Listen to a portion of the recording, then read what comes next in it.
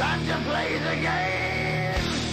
High school basketball is on the air. Day 2 of the Taco John's Invite wraps up this evening as we have another basketball twin bill on 1480 KRAE. On tap, the Cheyenne Thunderbirds and the Lady T-Birds will host the Rock Springs Tigers and Lady Tigers in the Thunderdome. High School Hoops on 1480 KRAE is being brought to you by our fine sports sponsors. Now, let's send it out to the Thunderdome with basketball action times 2 as Cheyenne East will entertain Rock Springs girls and boys action right here on 1480 KRAE. And to bring us all the calls, here's Chris Polton along with Nick Proetti on 1480 KRAE Cheyenne. Welcome inside the Thunderdome as we'll have, again, 2 more Taco John Invite basketball games against the Rock Springs Tigers and the Cheyenne East Thunderbirds. I am Chris Bolton, joined alongside my partner who does it all, the video, the stats, or the, you're doing the stats, graphics. yeah. I can't handle stats, yeah. And the color commentating, and that's Nick Peretti. Nick, a big win for Rock Springs last night. They come off that 15-point deficit in the 4th quarter, get it to overtime and beat South. Probably a little bit of a high for them coming into this one. Absolutely, but you also, too, look at their counterparts. Again, the team playing host here at the Thunderdome, the Cheyenne East Lady Thunderbirds and T-Birds. They also found victories. Even for the Lady T-Birds, they found a victory earlier today. They've already been in action here, at least in Taco John's Invite, at least here at the Thunderdome. So they've actually racked up a few wins here so far. So both teams coming in at least on a little high, little momentum carrying into tonight's games. Again, coming up very shortly here, about 6 minutes away. Do want to take this opportunity right now to thank all of our fine sports sponsors. We'll like to thank Baskin-Robbins, Cheyenne State Bank, Merit Plumbing and Heating, Chick-fil-A, Cheyenne Auto Repair and Service, Gill Window Company, Best Western Plus, Frontier Inn, Little Philly, Jolly Rogers RV Sales and Service, Platte Valley Bank, Taco John's, again sponsor of the Taco John's Invite, Marv's Plumbing and Heating, First Tier Bank, Big Apple Bagels, the Cheyenne Stampede. Also, too, want to thank Pepsi of Cheyenne, who is the sponsor of our Pepsi scoreboard, Medicap Pharmacy, Kia of Cheyenne, Lennox Auto Body, the Bread Basket Bakery, First Education Federal Credit Union, Fat Boys Tire and Auto, B&B Appliance and TV, Capital Lumber Company, Halliday Motors, and McGee Hernan Pies, LLP. Chris, so at least, again, we're getting very close right now to the tip-off here for, again, our first contest between the Lady Tigers of Rock Springs and the Lady T-Birds of Cheyenne East. But you also had a chance to talk with head coach Eric Wessling, at least previewing this matchup coming up.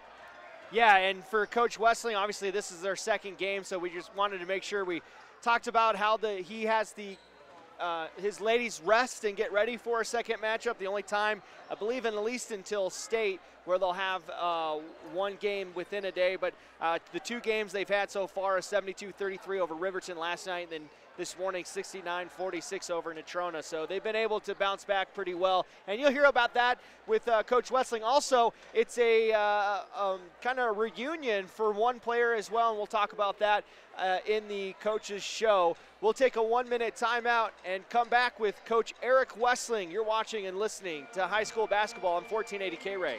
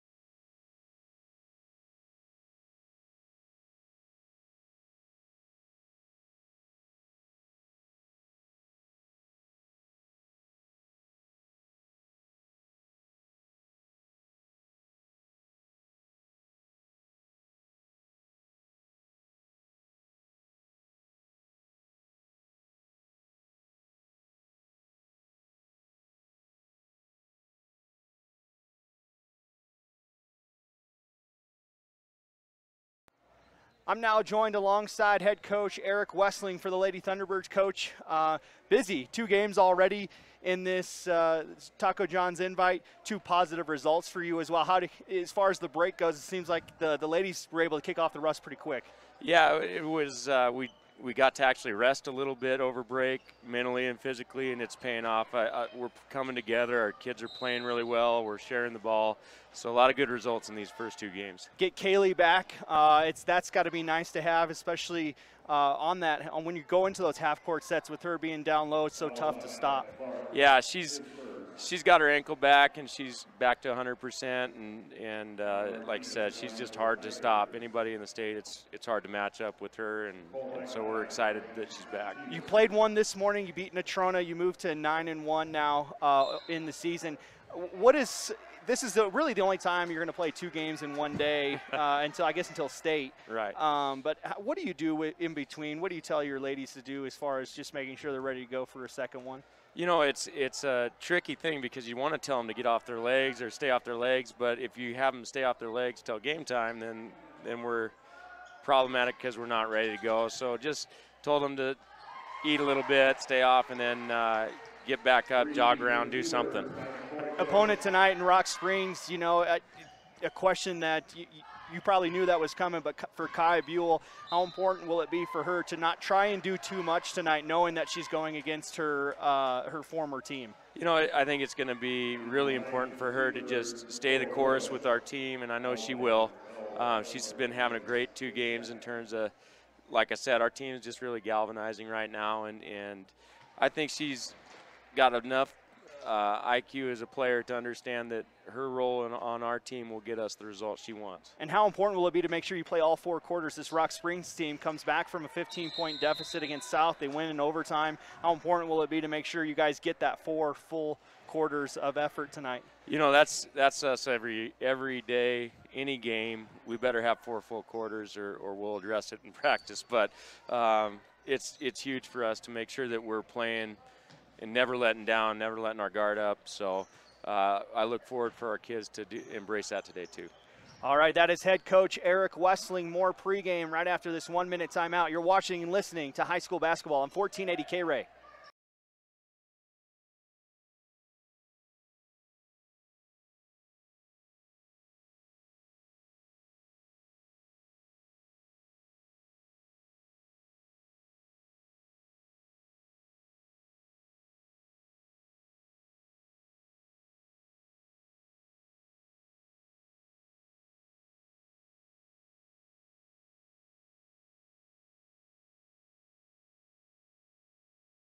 Welcome back inside the Thunderdome. Let's take you through the starters. First for Rock Springs Tigers, their head coach Ramiro Candelaria. They're 5-2 on the season. Their starters will be number 2, Peyton Reese, a junior guard, then a senior number 12, Jaden Robinson, junior number 21, McKaylee Minery, freshman number 23. She's also their leading scorer with 21 points per game. That's Brentley Jenkins. And then a senior forward, number 33, Courtney Smith.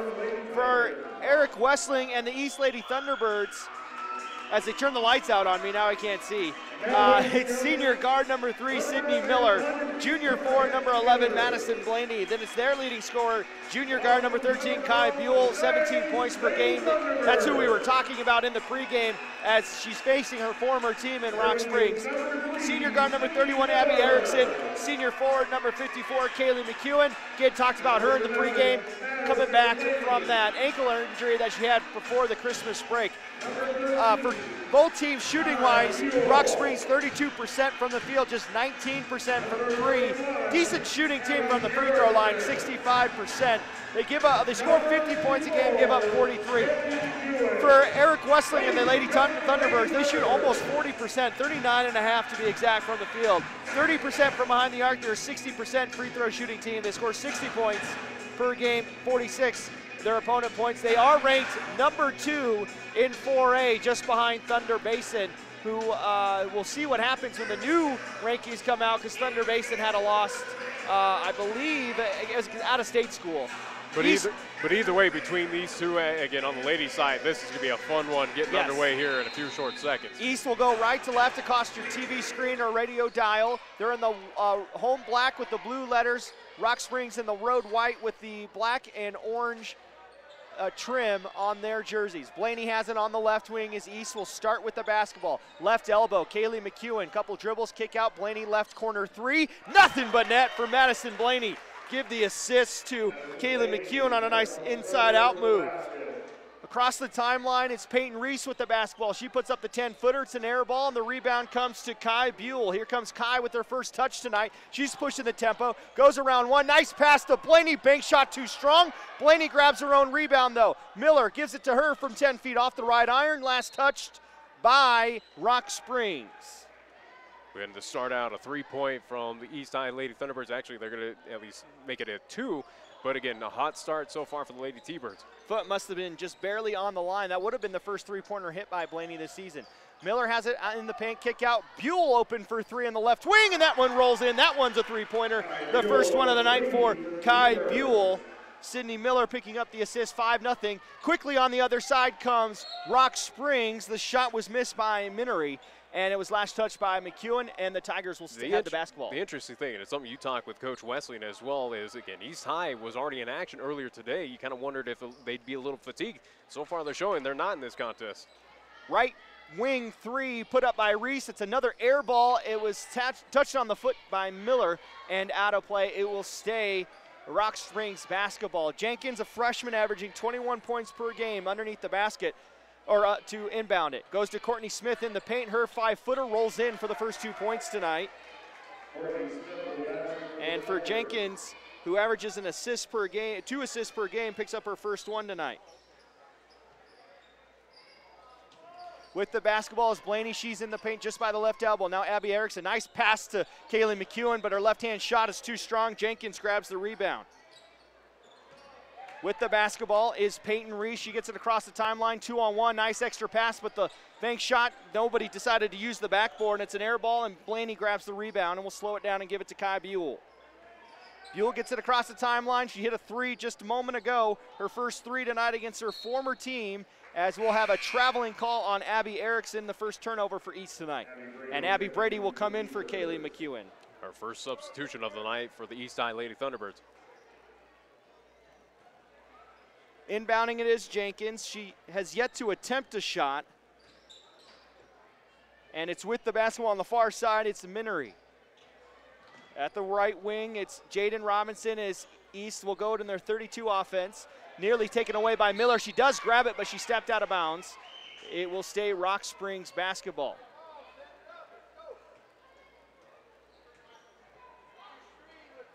Inbounding it will be Jenkins again. Long pass into Robinson as they'll get it set up again. Will Rock Springs as they work the perimeter. A little bit of softer zone now for East as they're in a 2-3 out of that inbound.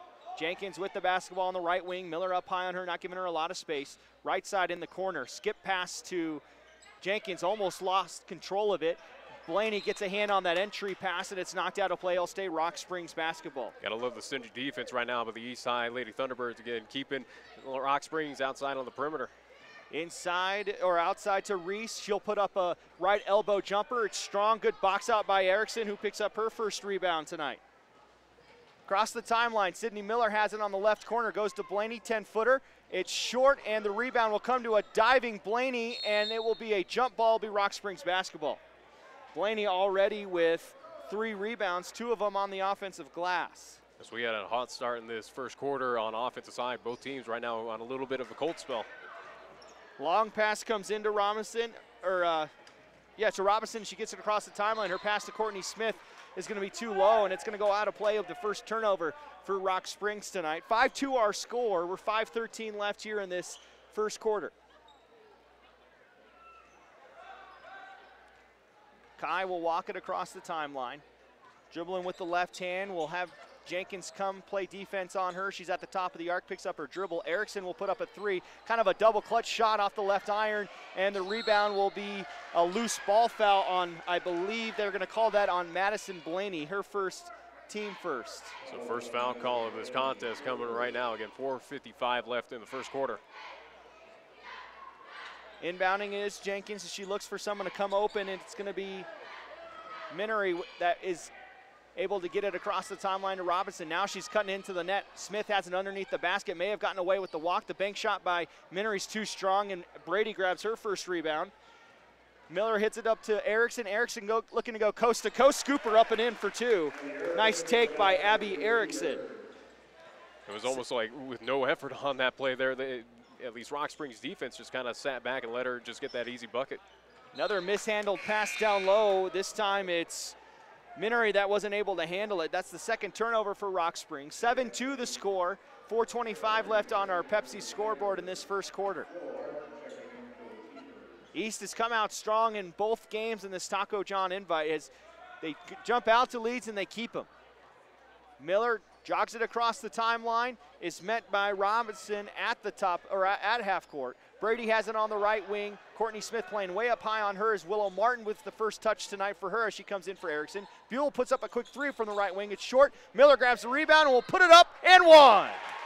Sydney Miller, she's kind of known as the box sheet filler-upper, offensive rebound and a putback there. She also has an assist and a steal so far tonight, so she's filling her normal role where she's kind of just filling each checkbox. Is that the official nickname that we are giving her? All right. Sure. We'll make sure to get copyright it. Yeah, we'll make sure to get her a T-shirt with that.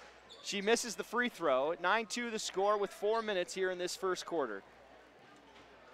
With the basketball, it goes Minery. She's looking to go around and under Brady, and she gets the scooper to go. For Minery, her first 2 points tonight. It's 9-4 now in favor of East.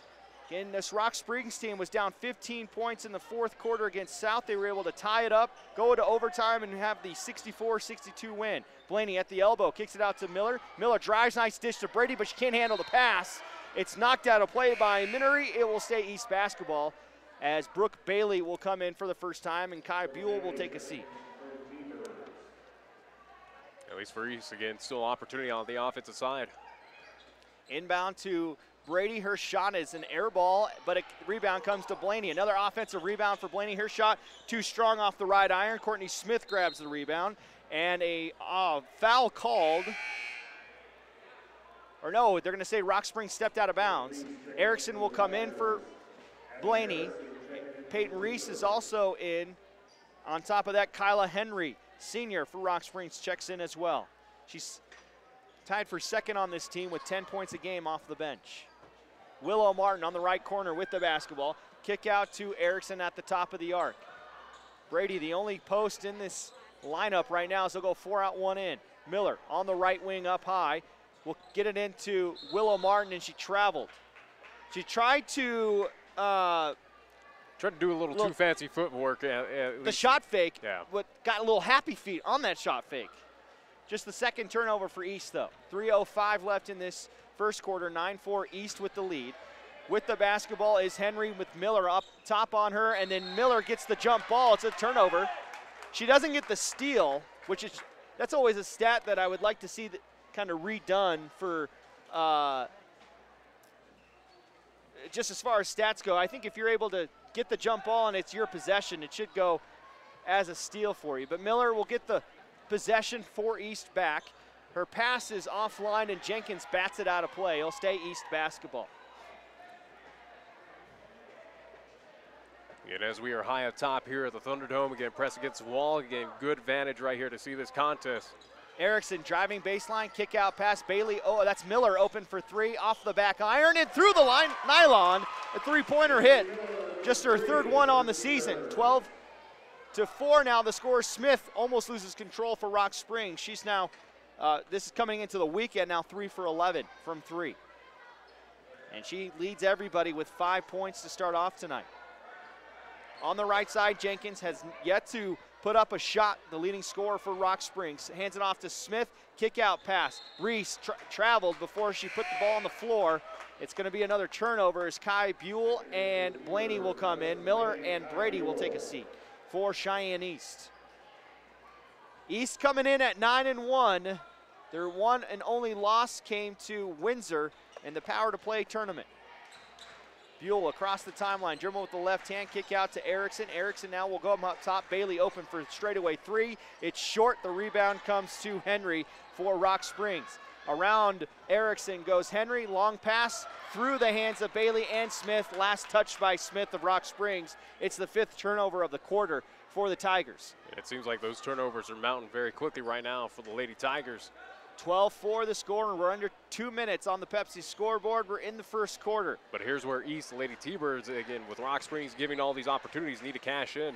Erickson has it just inside the perimeter, goes to Willow on the left elbow. Up top, Bailey goes to Blaney, but her pass was on the left side. Blaney was on the right side. It's a turnover, and then Blaney's going to pick up a quick second foul. So that'll be team second foul for Cheyenne East. And that'll put at least Kayla McEwen in for at least, as Eric Westling's going to go to her. And Minery will come in for Courtney Smith, and McEwen in for Blaney. Full court pressure for East. With the basketball is Jenkins as she inbounds it and gets it right back from Kyla Henry. She gets across the timeline, no issue, picked up by Buell at the perimeter. Bounce pass down low, puts it right on her foot as Bailey will pick up the easy steal. It's his 7th turnover for Rock Springs. Kai with the basketball, working on Henry. Crossover, thought about the shot, now will put her head down. Nice pass to McEwen, but she can't handle it. Jenkins comes up with the steal. It's the 3rd turnover for Cheyenne East. Down low, Minery with the basketball, extra pass. McEwen, great hustle down the floor, will come up with the steal.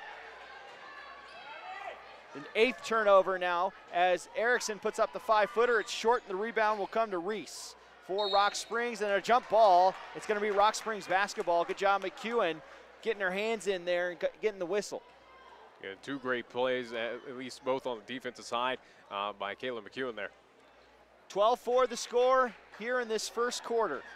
East with the lead. They've had the lead from the get. It was a 2-pointer, very long 2 by Blaney to get the scoring going. Jenkins with the basketball. Once again, without a shot attempt here in this first quarter. We're under a minute. Dribbles with the left hand, goes to Henry. Henry gets to the left elbow and stops, goes to Reese, and Reese once again traveled, throws her palms in the air, not sure what she's doing, and we'll get another substitution. It's going to be July Martinez who comes in for Peyton Reese. Again, another mounting turnover for the Rock Springs Lady Tigers, but again, the fortunate thing, at least for them, is that East has not been able to cash in. They have not been able to put points. No, it's been 12-4 for a good 2.5 minutes. Buell with the basketball, goes to Martin on the left wing. Cutting through the lane is Bailey, but no pass there. Erickson has it at the top of the arc. Now driving to the lane, kick out to Bailey for 3. The left corner 3 is off the left iron, and Buell will grab the rebound. Saves it, goes to Martin. Martin travels. You see frustration right now on the faces of the Lady T-Birds. Well, it's just unforced mental errors as Martin will come out in frustration. Miller will come in for her, the 4th turnover for Cheyenne East. Martinez has the basketball, nobody on her. She realizes that and gets it across the timeline. Minery trying to go around McEwen on the baseline. Good luck with that. Jenkins has the basketball with 5 seconds left. We'll see if she puts up her first shot tonight. Puts up a wild shot. It's hit off the back iron and falls out of play. With the whistle will sound for the first quarter. 12-4. East with the lead. We'll take a 1-minute timeout. You're watching and listening to high school basketball on 1480 KRAE.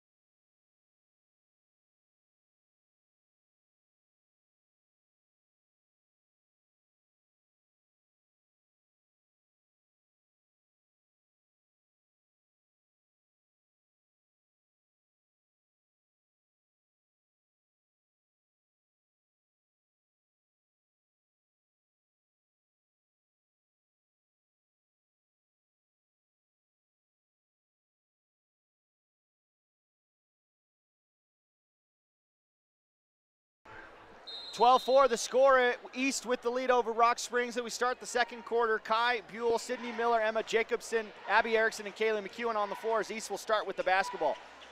Buell kicks it out to Miller, extra pass to Erickson, goes to the left elbow to Jacobson. Now McEwen, nice bounce pass to Jacobson. Her shot too strong, and McEwen grabs the offensive rebound, puts up the shot a little strong, but she'll go to the line to shoot 2.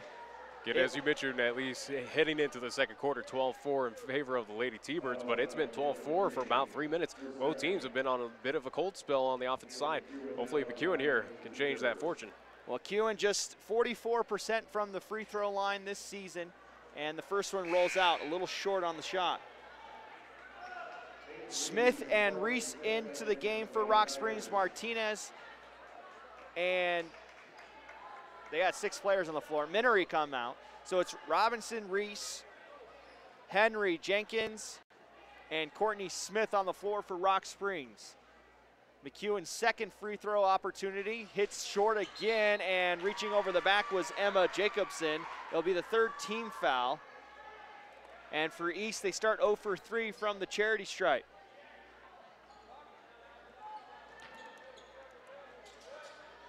Rock Springs nearly turns the ball over on the inbound pass. Stolen away, though, by Miller, but she goes over and back. Or she stepped out of bounds. So she picks up the steal, but then turns it right back over. 5th turnover for East for Rock Springs. They got 10 now. A little bit back and forth sloppy play between Rock Springs and Cheyenne East right now. Just a bunch of shenanigans going on. With the basketball is Kyla Henry. She goes in the lane, left-hand scooper, too strong. Jenkins reaches over Miller, but Miller with a good box out will draw the foul, the over-the-back call on Brindley Jenkins. So that'll be team 3rd foul for Rock Springs. And for Jenkins, it's her first. She's only thrown up 1 shot as well to start this matchup, and it was that prayer at the end of the quarter. Miller with the basketball. Jenkins picks her up in the backcourt. Buell with the basketball, goes to the left wing, and now it's in the corner to Jacobson. Back to Erickson on the right wing. Bounce pass back door to Miller. Good find by Abby Erickson, and Miller has a team-high 7 points. And the good news is East High breaks that scoring streak. With the basketball, it's Henry. She stops her dribble, kicks out to Reese, extra pass. That is Reese in the corner with the extra pass and the shot. It's short on the right wing, right iron. Erickson grabs the rebound. It's knocked out of play, out of the hands of Kai Buell from Rock Springs. So try to get caught up there a little bit. Full court pressure for Rock Springs as they at least try to put some pressure on the inbound pass. Miller will walk it across the timeline, even though Jenkins is playing some soft full court man. Buell with the basketball. She's on the right wing. Step back 3 for Kai. It's off the left iron, and Reese comes up with a rebound for Rock Springs. On the right in the baseline is Henry, and Miller pokes it out of play. Rock Springs will have the basketball underneath the hoop. Jacobson, Henry comes out, or McEwen comes out, Brady comes in, and then Minery is in for Henry for Rock Springs. It's interesting right now. Again, both teams struggling to score, but for East High, very fortunate in leading by 10 points against the Lady Tigers. That's Robinson with the shot. It's too strong off the backboard, and it's going to be last touched by East. So Rock Springs will get another chance to cut into this 10-point deficit. 6:23 left in the second quarter on our Pepsi scoreboard. Robinson with the basketball, being hounded by Buell, puts up the right-hand shot. She's fouled, may have been hit on the head by Buell. She'll go to the line to shoot 2 as her shot rattles in and out. So that'll be the 14th foul called on Cheyenne East. Just the first on Kai, and that will send Robinson to the line where she's 50% on the season, 5 of 10. At least coming into the Taco John invite. First one, long and right. So the scoring woes right now for the Lady Tigers still continue. They've yet to score in this quarter, and we're about 1:41 in. Second one by Jacobson, too strong once again. Walker comes up with Courtney Smith comes up with a rebound and banks it in for 2. She's got 4 of the 6 points for Rock Springs. So about a 5-minute drought ended right there for Rock Springs. Kai with the basketball will dribble handoff to Erickson in the perimeter. Lob pass down low on the left block. Miller open for 3 on the left wing, off the front iron, and the rebound will come out to Robinson, but then Erickson, and Erickson will pick up the foul. She may have gotten away, or got called for the hold as she was going for the offensive rebound. So that'll be 15th foul for the Lady Thunderbirds. So now the whistle's starting to hear them a little bit more after 3 fouls called in that first quarter. There's been 5 here so far in 2 minutes and change. Jenkins dribbling on the perimeter, gets into the lane, puts up the right-hand scooper under Brady and lays it in for 2, her first 2 points tonight. And it's 14-8 the score, lead cut to 6. Kai across the timeline will stop at the top of the arc. Now puts her head down. Her pass is nearly taken away. Good hustle by Miller to keep that one alive. Erickson throws it to Miller, nobody home, and Robinson comes up with the easy steal. It's another turnover for East. It's the 6th turnover. Reverse layup is way off the mark by Minery, and Miller grabs her 2nd rebound tonight. Long pass, Kai runs it down in the paint, puts up the shot, it's blocked. She grabs it's on the floor, and they're gonna get Kai with the push. Kai thought there should have been a jump ball, but she may have gotten called for a little bit of that shove there. I don't know if you saw that, Nick. A little extracurricular activity, so she'll pick up her 2nd, team 6th foul for Cheyenne East here. So Kai may be done for the rest of the half, and Brady comes out as McEwen will come back in, as well as Willow Martin. 14-8, 5:08 left here in this 2nd quarter. Jenkins, long pass to Minery at the half-court line. Bailey, who checks in, pokes it away from behind, and it will stay Rock Springs basketball underneath the basket. And right now, all the momentum right now sits with the Lady Tigers. Little 6-0 run for the Lady Tigers. Minery puts up the 3 ball, nothing but net. Actually, that was Jenkins with the 3 ball. She's got 5 in the quarter. Leads cut to 3.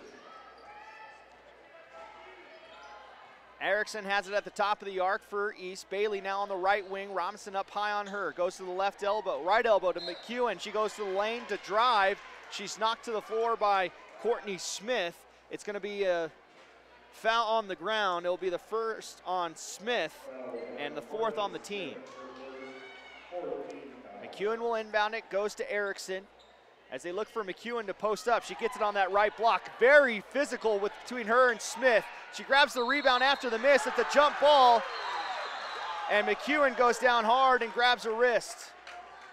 Yeah, she's hurting right now on the floor. And not a good sight. She shakes it off. She'll stay in the game. It's Rock Springs basketball with the jump ball call, so the possession arrow will now be in favor of East. Jenkins with the basketball. It's now just a 1-possession ball game, as it looks like it's 32 defense now for East. Jenkins straightaway 3 is fouled by Bailey. She'll go to the line to shoot 3. Not something you want to do if you're East. Not a smart move, something that we saw in last night's contest between the Lady Indians and Lady Trojans of Kelly Walsh. Again, an opportunity where you know they're shooting the 3. Probably not the smartest move. Especially for Brenly Jenkins, who's 40 of 58 on the season, and she hits her 1st. As we mentioned, at least for Cheyenne East, 17 fouls. That puts at least Rock Springs in the bonus for the remaining 4:24 here in this at least first half. Just 2 points in this quarter as Brenly tries to hit the 2nd one. It didn't climb in through that front iron. Stay 14-12 as Madison Blaney will come in for Kaylee McEwen. And for Jenkins, she'll have 1 more free throw coming. That 2nd one is nothing but net. She goes 2 for 3 at the line. It's a 1-point lead now for Cheyenne East, who had as much as a 10-point lead here in this quarter. So it's a 9-0 run. Brooke Bailey open for 3 on the left side. It's short, and the rebound will come to Henry. How about this scoring drought for Cheyenne East? It has been for about 5 or 6 minutes now. It goes inside, but instead it's the bounce pass that goes out of bounds. It's 11 turnovers, and like you said, Nick, 11 turnovers. They haven't capitalized on any of them, as Coach Wessling needs some offense, so he's going to bring Kai back in with 4 minutes left in the 2nd quarter, and Kai has 2 fouls. And kind of at this point, all hands on deck right now for the Lady T-Birds, trying to find some offense. Blaney has it on the right elbow, kick out, thrown over to the left wing to Miller. Goes down low, it's Martin with it. But double team, goes to Blaney. Blaney jumps up over the shot block attempt of Reese, misses the shot. It's on the floor, and it's a jump ball, and it'll be East basketball.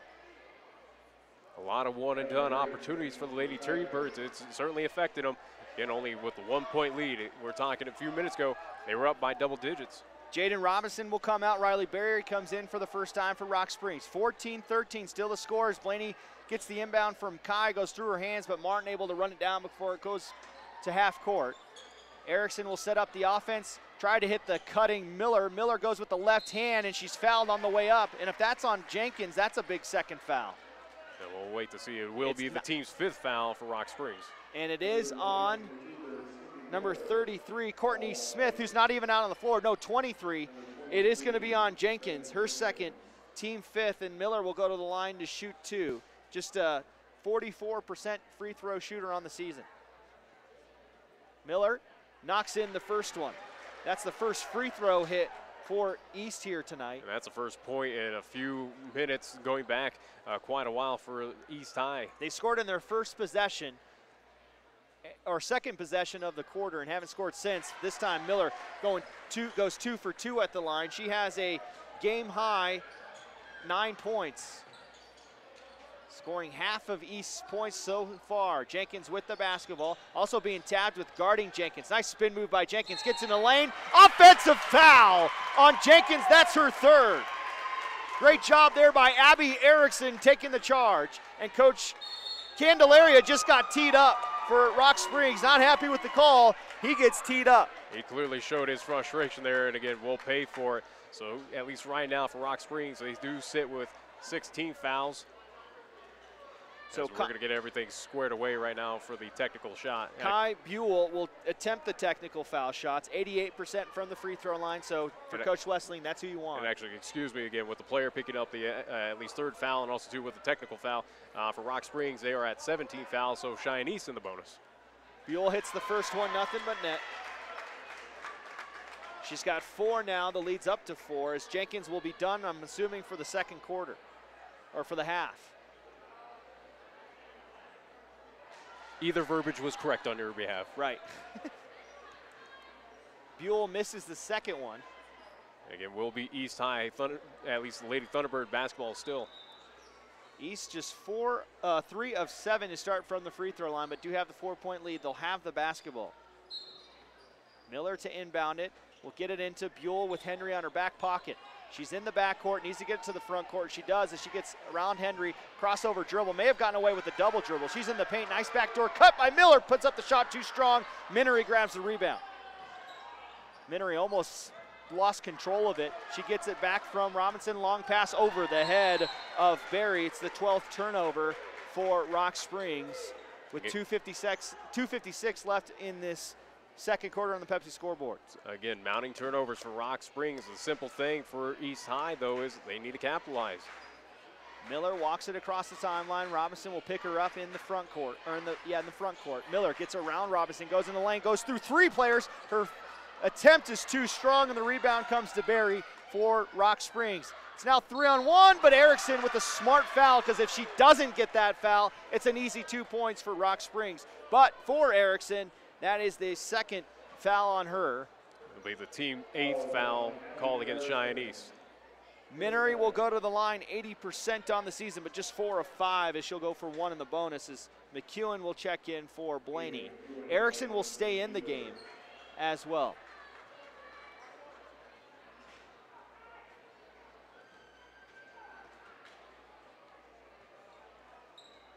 First one climbs in through that back iron. 17-14 the score. Minery will get 1 more. Both teams not shooting well from the free throw line. That one's off the back iron. Miller grabs the rebound. Headman pass to Buell. Buell has 2 players on her. May have gotten away with the travel, but it's stolen away. Miller dives to the floor as Barry will come up with the steal. It's the 7th turnover for East. Henry with the 10-footer. It rolls off the back iron, front iron, and then rebounded by Barry. Left wing 3 for Robinson. It's off the mark. Miller grabs her 4th rebound. The fortunate thing for the Lady T-Birds is that Rock Springs is having their own offensive troubles, still keeping this lead. Martin with the basketball, or that's Kai with the basketball. She has it on the right wing. She dribbles it out. We'll slow it down with 2 minutes left here in the second quarter. You hear Coach, we can't hear him, but Coach Wessling calling out the play from the sideline. Nice 1-on-4 as Buell will drop it off to Martin, waiting for on the opposite block. She gets the easy 2. Kai Buell picks up her first assist tonight. 19-14 with 1:40 left. Barry, a long 2 from the right corner is an air ball, and Kai grabs her 3rd rebound tonight. Kai, headman pass to Miller. Too strong, but Miller tries to save it, goes right to Martin. Martin may have traveled. She did. They get her for that, and that's the 8th turnover. As Courtney Smith will come back in for Rock Springs. She'll take out Minery. Yeah, I had a feeling the referees were going to call eventually one of those at least missed travel calls. 1:30 left on the Pepsi scoreboard, 19-14. East with the lead as Brooke Bailey checks in for Kai Buell. Brady also in for East. Bounce pass to Smith. Smith working on Brady. Her shot is short, and Brady with a good box out grabs the rebound. Miller dribbling through a few, throws a long pass. It's batted away by Barry, but kept alive by Brooke Bailey, and then a nice defense. You just see players falling on the floor everywhere, and we got a whistle. It's going to be a travel call, so it'll be the 13th turnover for Rock Springs, but a lot of blue-collar play. You see girls all over the place just diving on the floor for the basketball. Trying to get that opportunity for their teams. Credit to every player out there for both Rock Springs and Cheyenne East. The ever rare, we saw at least slide it on their back travel call right there for Rock Springs. Erickson to inbound it on the sideline. Lob pass to Bailey on the left block. Her bounce pass to Brady. Brady loses control, grabs it back, and finishes with a little bit of contact. 21-14, it's a 7-point lead for East as they've been able to kind of go on a little bit of a run of their own here, as it was 13-14 or 14-13 at one point. So an 8-1 run here for Cheyenne East. With the basketball, Reese on the right corner, she travels. A 14th turnover for the Tigers. And something we'll discuss in the halftime show of this contest is it's kind of fortunate enough that Cheyenne East was able to kind of weather the storm that at least this second quarter has been for them. Yeah, that's exactly what I would call it. Looked like the Tigers had a little bit of a burst, but East is able to hang their hat on some defense. Brady has the basketball. She's double teamed and has the ball ripped from her hands by Courtney Smith. It's a jump ball, and it'll be Tigers basketball. As you hear fans, at least the crowd. Decent Rock Springs crowd here tonight. Well, also too for Cheyenne East, but you heard at least majority kind of boos, or at least not too happy fans about that call. Looking for the foul call instead.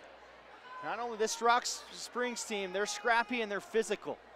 20 seconds left here in the second quarter. 7-point lead though for East. Henry with the basketball, goes to Minery in the left wing, looking to go down low against the zone. Martin gets a hand on that pass. The Henry able to pick it up, and then Martin too much contact. Martin will pick up her first foul for East, 9th team, and that's going to send Henry to the line to shoot one in the bonus. And 10 seconds left, or at least remaining here in the first half. Henry, 17 of 26 on the season from the free throw line. That's 65% coming into the Taco John invite. First one on the way, rolls in from that left side of the rim. She'll get one more. They're 4 of 8 is Rock Springs. Another opportunity for Rock Springs to chip away at the East lead. It's from the free throw line as Henry hits both. She's got 2 points. The lead's back to 5 for East. Miller across the timeline. There's 5 seconds. Bailey puts up the right corner three. It's an air ball. Reese has the basketball, goes to Minery. Minery will put up the three-quarter shot. I'll count as it goes, but it's well short, and that is the end of the first half. Well, not a pretty second quarter for East, but they will take a 5-point lead at the break, 21-16 over Rock Springs. We'll take a 1-minute timeout right here on 1480 KRAE.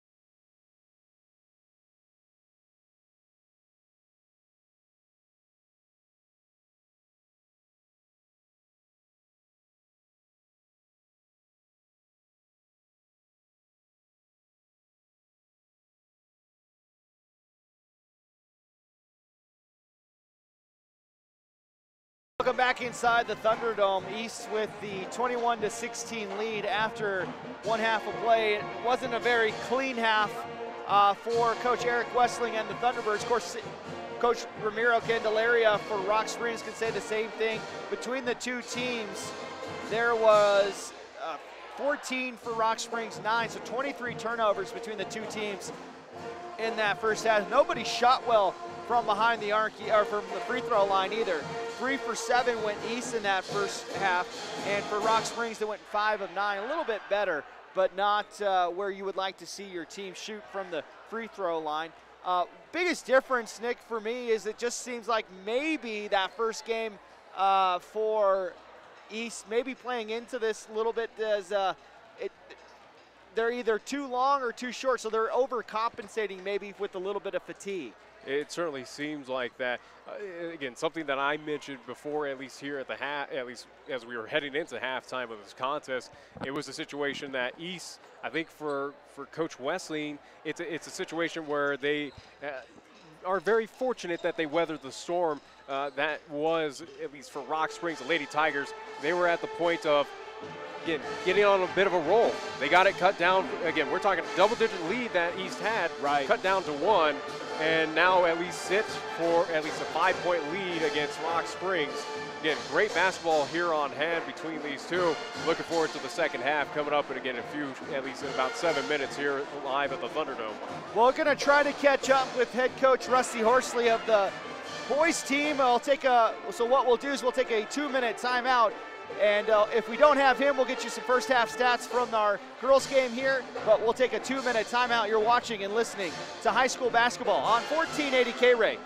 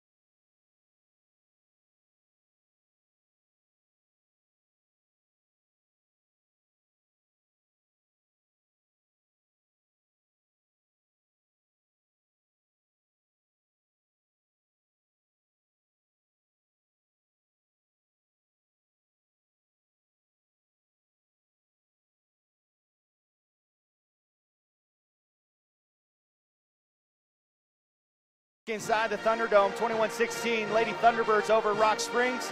We're now joined by head coach Rusty Horsley. Coach, a big win for you guys last night. Probably one of the nights where defensively you looked like you had 4 strong quarters. Yeah, you know what? I thought the kids really played hard last night, and I think that's what we've been working towards. That's our goal, is that we want to give all of our effort in between those lines, and there's going to be times to take breaks, but that's when you're sitting out.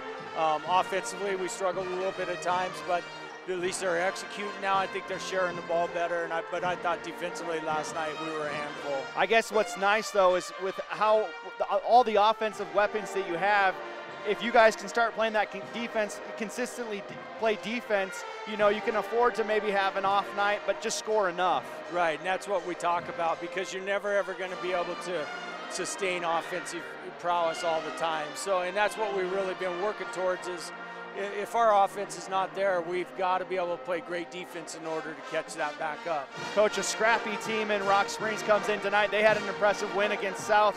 What are some things that you guys will need to do, especially early? Anytime you're on the home court, you want to jump out early, but especially when you're playing a scrappy team. You know, we just want to take pride in ourselves and kind of protect the Thunderdome here, and then we want to make sure that we stay aggressive defensively the entire game again. Great. Well, thank you for the time, Coach. Good luck tonight. That's head coach Rusty Horsley. We'll take another 1-minute timeout. You're watching and listening to high school basketball on 1480 KRAE.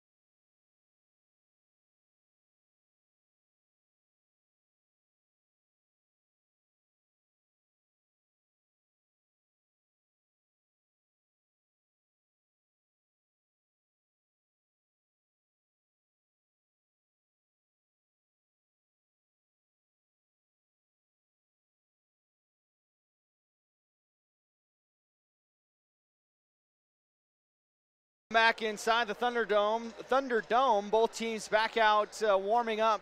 As we look at our first half stats for Rock Springs, they were led by Brentley Jenkins with 7 points. She did pick up 3 fouls though in the first half. Courtney Smith chipped in with 4, Minery with 3, and Kyla Henry with 2. For East, they were led by Sydney Miller with 9 points, 4 points for Kai Buell, and then a plethora of players with 2. Blaney, Brady, Martin, and Erickson. And Nick, last night we saw only 4 different scores for both teams in Kelly Walsh and Central, but tonight we're starting to see a little bit of disbursement, at least on the east side. Yeah, at least on the east side, kind of spreading out that offense where, again, no one is really shining the light, or at least being that superstar kind of player. So, again, you got to like that type of offense, again, letting everyone have their opportunities, their looks.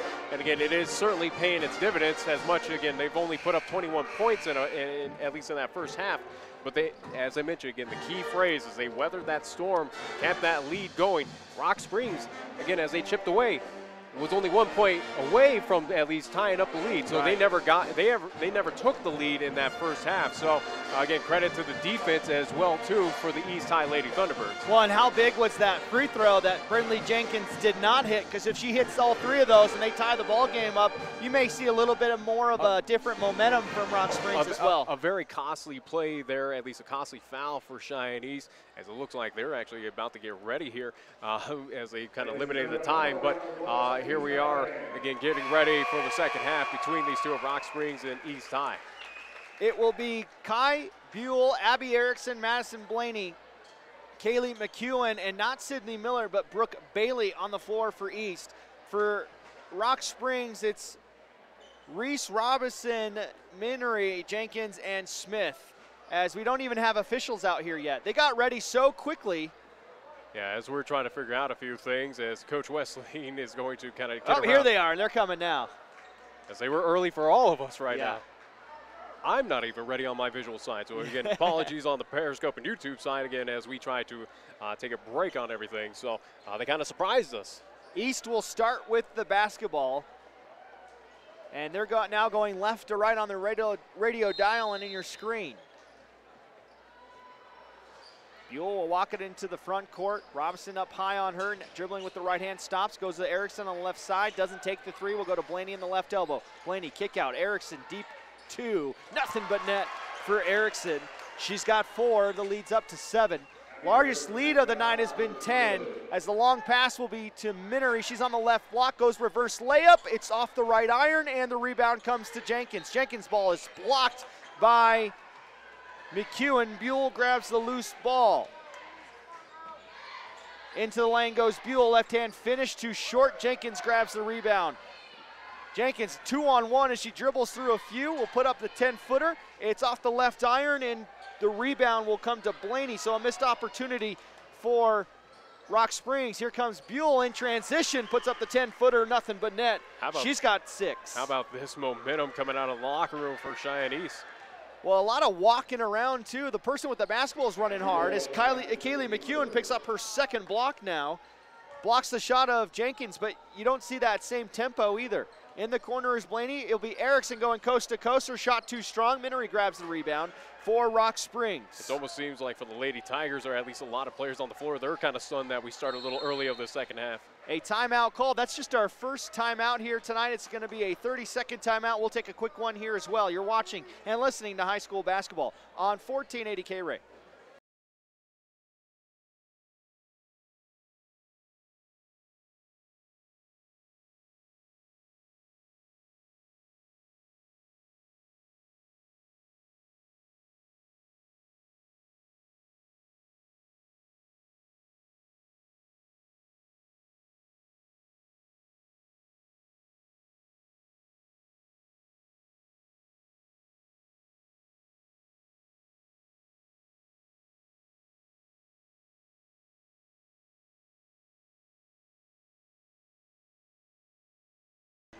Well, even the 30-second timeouts are being cut short as Rock Springs will have the basketball. Smith goes to the bounce pass to Jenkins and will throw it out of bounds. It's almost like this officiating crew here has bigger and better things to do. They're trying to hurry this game along right now. Well, it's even going too fast for them. They were in the locker room when we were about to start the second half. It looked like the coaches were saying, we'll just call it ourselves. Or at least a scorer's table for right. Cheyenne East That's trying to get out of here.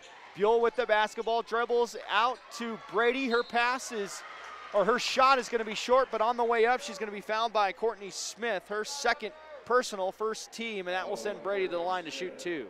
A little understandable for the scorer's table as they've been in operation here for all, at least early this morning, all throughout today of, again, contest, at least dealing with the Taco John's invite here in the Cap City.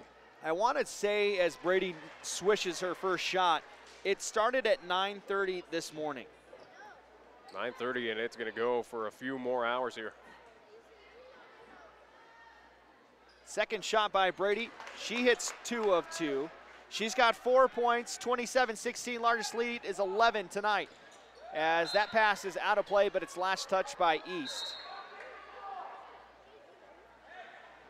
And Brinley Jenkins will inbound it right on the E of the baseline, the out of bounds on the baseline.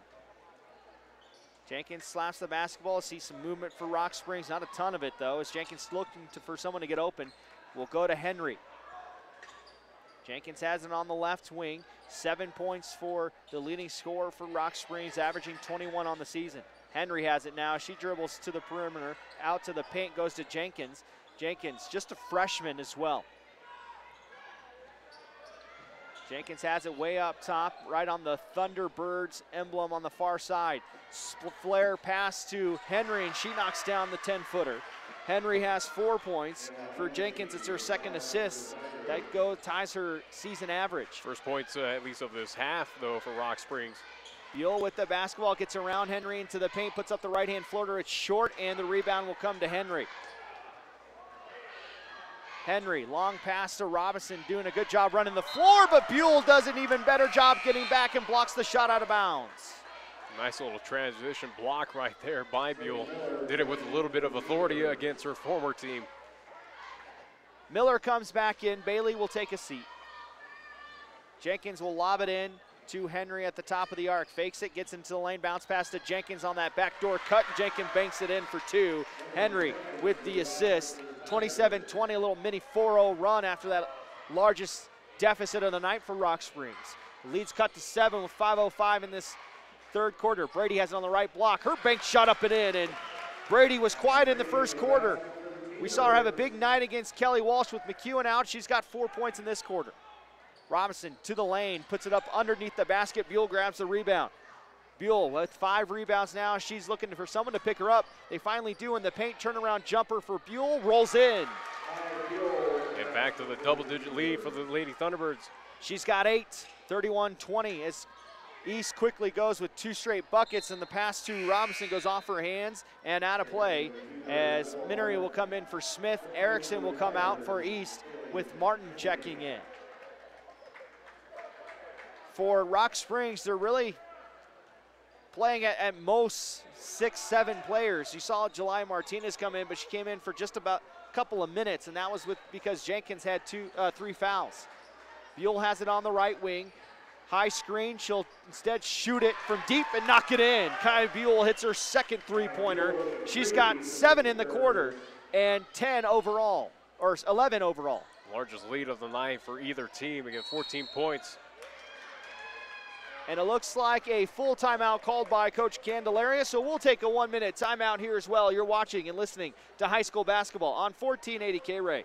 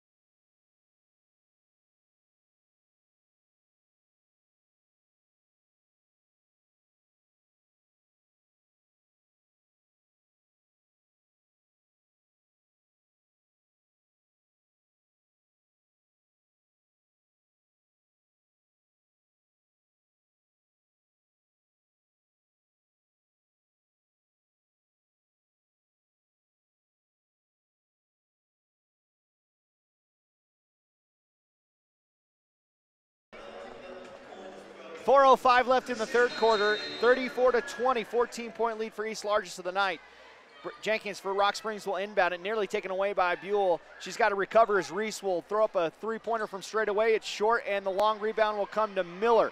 Miller will then throw it right to Jenkins. So Miller grabs her 5th rebound, but then creates a turn, or throws it away for a turnover. For Jenkins, her 2nd steal tonight. Calling for a screen is Jenkins. Will take it from Minery. She'll put up the 3 from straight away. It's an air ball, and Buell grabs the loose ball, her 6th rebound tonight. Miller with the basketball. Nobody stops her, and she'll go coast to coast for 2. She's got 11, ties a team high with Kai. Interesting hesitation there by the defenders of Rock Springs, just kind of allowing her to just drive right on the inside. Yeah, nobody wanted to pick up the ball. Left elbow shot by Minery's off the mark, and Kai picks up another rebound, her 7th. Kai looking for a double-double as she'll get called for the carry. 11th turnover for East, as Erickson will come in for Blaney. 3:17 left here in this third quarter. 36-20, the 16-point lead for East, largest of the night. They've really been able to coast for the most part so far in this Taco John invite. Jenkins fakes it, but traveled before she's able to put the ball on the floor. 17th turnover. For East, they will have one more matchup in this Taco John invite, as Miller will be met at full court by Kyla Henry. She gets around her without any issues. In the right corner, it's Willow Martin with the basketball, looking to go down low to Bailey, but it's cut off as Bailey comes in for Kai. Brady has it at the top, goes down low. Erickson around 2 players. Her bank shot is short, and Jenkins picks up her 4th rebound tonight. Jenkins trying to go around Miller, behind the back in the lane, kick out to Henry. Henry with the right elbow jumper, short, and the rebound comes to Bailey. Bailey across the timeline, still going and throws up the wild shot and will be bailed out by a Peyton Reese foul. Her first, team 2nd, and Bailey will go to the line to shoot a couple. And 2 team fouls called on Rock Springs. East has yet to pick up a foul here in the third quarter. Well, I thought I had the schedule. I guess I don't. So we'll figure it out here in a minute as Bailey misses her first, and we'll see Riley Berry come in for Peyton Reese. I think we'll make sure to at least make sure that reflects on your next paycheck. Right, Chris. exactly. Exactly. I wouldn't do that to you. In and out, Bailey misses both. Henry with the basketball as Minery grabs the rebound. Henry across the timeline, dribbling with the left hand, will go to Minery at the top. Down low, Jenkins was cutting one way, Minery threw it the other. It's the 18th turnover tonight for Rock Springs. Still a 16-point lead for Cheyenne East on our Pepsi scoreboard with 2:11 left. Miller will walk it across the timeline over to Erickson on the right wing. looking to go down low. Instead, will dribble it herself. Baseline kick over pass to Martin, who lays it in. Nice drive and dish by Abby Erickson, who picks up her second assist tonight for Martin, her 4th point. It's an 18-point lead now for East. Henry quickly on the other side will get the 10-footer to roll in. And for Henry, it's her 6th point tonight. And Miller with the pass to Martin, and on the pass, Henry got her on the arm. 3rd team, just her 1st though. 3rd team foul called on Rock Springs. Brady will take a seat into the game as Blaney. We'll see if they don't have McEwen in the 2nd quarter fell on her wrist. We'll see if she doesn't come back in, especially with the game out of hand at this point. 16-point deficit. Jenkins comes up with a steal, lob pass to Minery. Minery looking for an easy bucket, but Miller with great hustle will knock it out of play, but I think they're going to get Miller with the reach-in foul. They will. 1st team, 1st on Miller. It's just interesting to tell 2 different halves right now for both teams, especially for Cheyenne East. They have found a momentum coming out of the locker room, and again, at least extended out the lead. Henry has it on the left wing. She'll put up the 3 ball, rolls in for Kyla Henry. She's got 7 points in the quarter. It's a 13-point lead for Cheyenne East. Again, this Rock Springs team was down 15 last night to South, and they came back and were able to win that game in overtime. So you don't want to count your chickens before they hatch, so to say.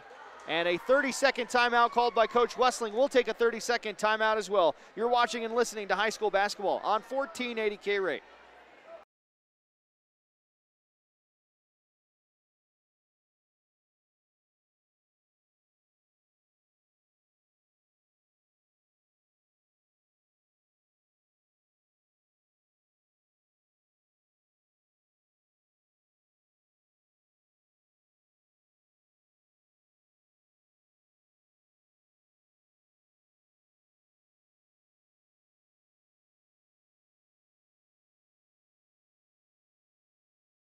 So it's actually Green River, as we were able to look up in the break. East will play Green River tomorrow as Erickson will inbound it. Bailey puts up the left corner. 3 rattles in. Bailey hits her first 3-pointer tonight. And for Erickson, she's got 3 assists on the night.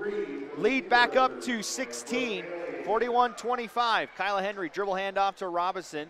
Robinson will hand it off to Jenkins as they work their perimeter. High screen from Minery on the roll, not able to get it to her. Good defense by Blaney. Jenkins will big shot over the shot block attempt of Erickson, and for Jenkins, she's got 4 in the quarter, 11 on the game. 41-27, East with the lead. Buell with the basketball for East. Dribble handoff to Blaney. Blaney's been quiet on the scoreboard today, but she'll get it into Martin, who will bank it in and one. So Rock Springs right there will pick up their 14th foul here in the 2nd half. Coming in is Reese. The foul was called on Barry, her first. And for Martin, she'll go to the line to shoot 1, get 3 for the hard way. Just a 63% free throw shooter. The one thing that Coach Wessling is going to talk about is the free throw shooting. They're 4 of 12. Make that 4 of 13 now. 43-27 is the score. It's still a 16-point lead. Jenkins with the basketball, calls out the play for her offense. Dribble handoff, Blaney up top on this 32 zone defense. And Minery may have gotten away with the walk, will then throw it right into the hands of Kai Buell, who was once her teammate, but not now. That's the first steal for Kai tonight. Erickson, lob pass, miscommunication between her and Martin, but that will be the final horn. It's a 16-point lead as we go to the 4th. 43-27, East with the lead, a 1-minute timeout. As you're watching and listening to high school basketball on 1480 KRAE.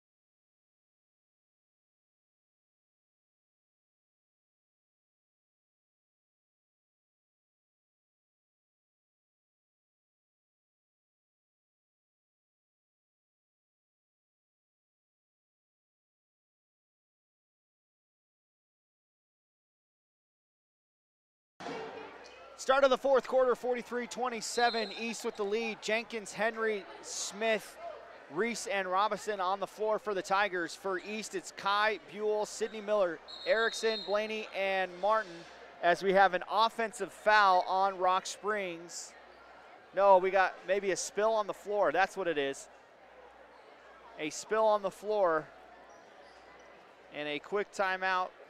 Officials timeout as they try to get the water up. Even though, again, 8 seconds did roll off that clock there before at least that was addressed. So either way, though, Rock Springs will inbound. Jenkins will inbound it right in front of her bench for Rock Springs. We'll give it into Henry. Henry will be picked, has Buell waiting for her at the top of the arc. Jenkins has it on the left wing. Just 11 points tonight as she's averaging 21. It's been Sydney Miller doing a good job on her. Straightaway three for Jenkins, and that one rolls in. 13-point lead for East after that three-pointer hit by Jenkins. She's got 14 now. Miller across the timeline goes to Blaney on the right wing. She had lost her dribble, so we'll hand it off to Erickson.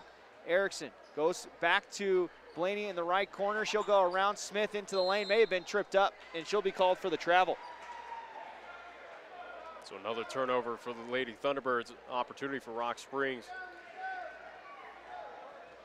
Henry will run it across the timeline, met by Buell in the paint, spin around. Still in the paint, kicks it out to Reese. Reese won't take the straightaway three. Instead, we'll go to Henry in the corner. Henry with the right hand dribbles it to the wing now as they look to go to Smith. Henry will drive baseline, is met by two East defenders. Smith with the long two. That one's nothing but net. Smith's got 6. Lead's cut to 11. A 5-0 run right now for the Lady Tigers. In this first minute 15 of the fourth quarter. Buell with the basketball goes to Erickson on the left wing. Erickson fakes the pass one way, will bounce pass to Miller at the top of the arc. Buell, right wing. High screen from Erickson. She will continue to dribble with the left hand, put up the three ball on the left side. Nothing but net by Buell, and that's the kind of stop you need to that little mini Rock Springs 5-0 run. Lead up to 16 again. Sorry, 14. Henry, deep two, short, and Erickson grabs the rebound. Erickson will throw it over to Buell. Buell with a quiet night, but she has hit 3 threes. That one's short. Blaney grabs the offensive rebound, too strong there. With the rebound is Martin, and she'll be fouled. So Blaney's only has 2 points, but she's grabbed 4 offensive rebounds, just hasn't been able to cash them in. So 15th foul right there called on Rock Springs. Third will be called, at least on number 33 for the Lady Tigers. Courtney Smith with her third foul. Martin 0 for 1 so far tonight at the free throw line. Again, they're 4 of 13, make that 4 of 14 as Martin misses her first. Kai Buell will come out. She's got 9, 10, 11, 12, 13, 14 points on the night, averaging 17 coming into the Taco John invite. Martin's second free throw, nothing but net. As they're now 5 for 15, just 33% from the free throw line is East tonight. Probably the one black mark in this 14 or 15-point lead that they have. Miller with the steal initially. And a whistle called on Miller as she falls to the floor. May have gotten called for a reach. That's looking like it's going to be that. So second team foul called on the Lady Thunderbirds.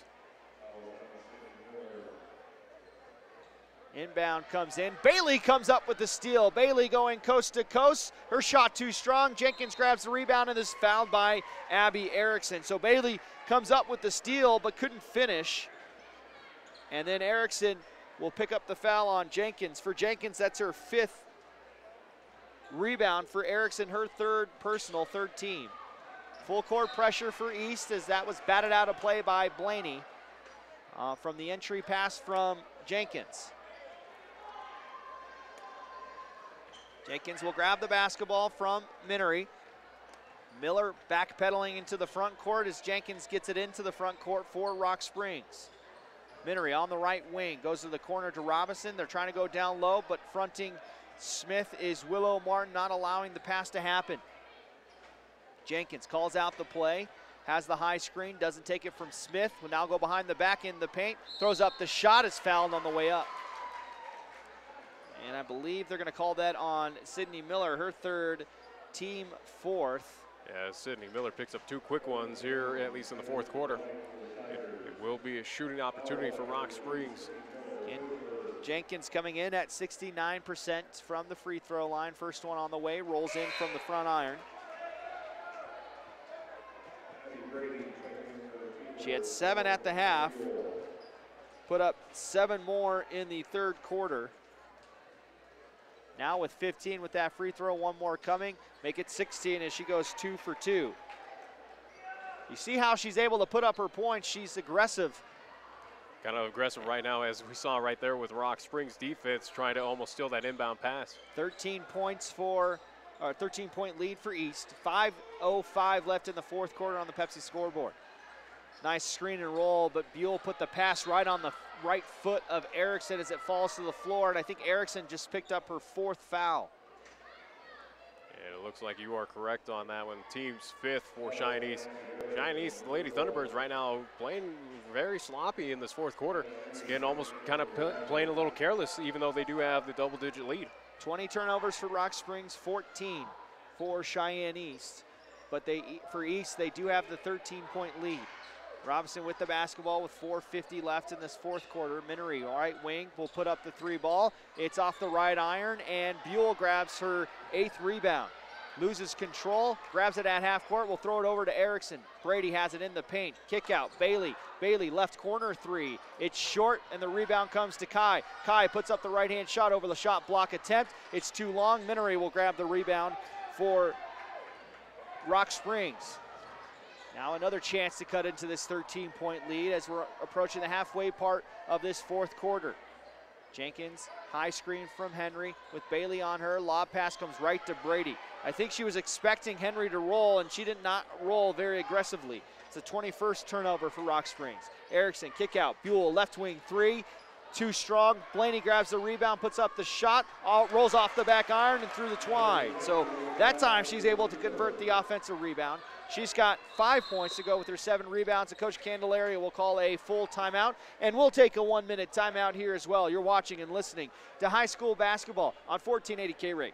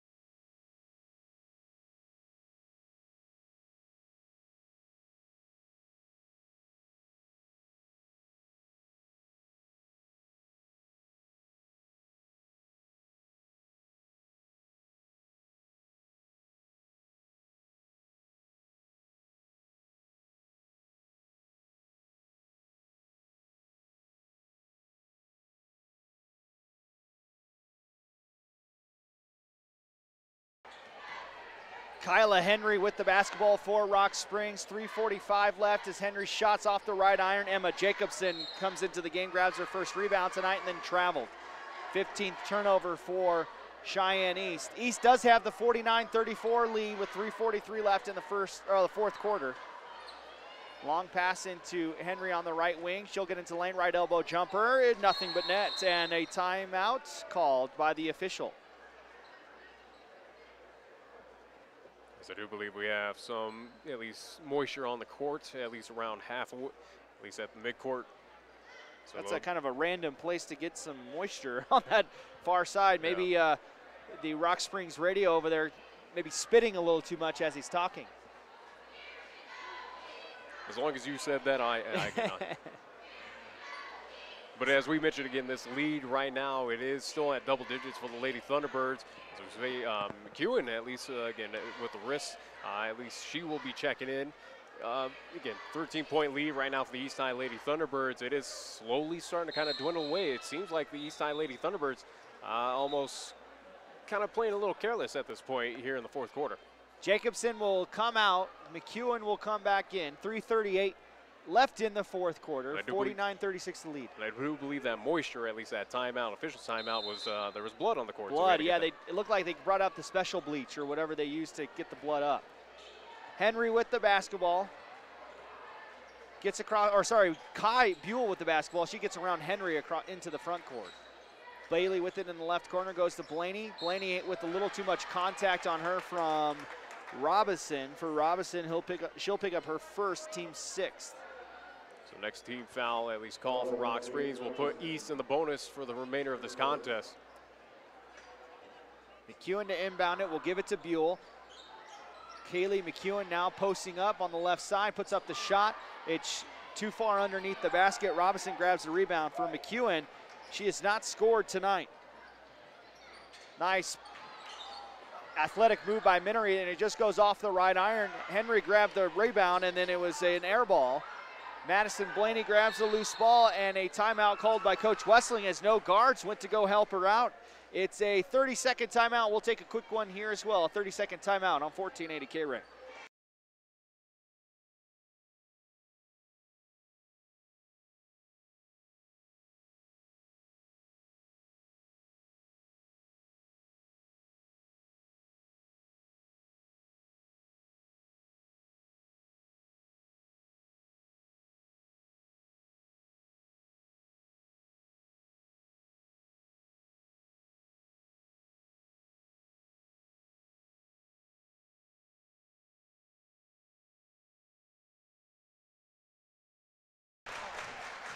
Buell with the basketball for East as they come out of that 30-second timeout called by Coach Eric Wessling.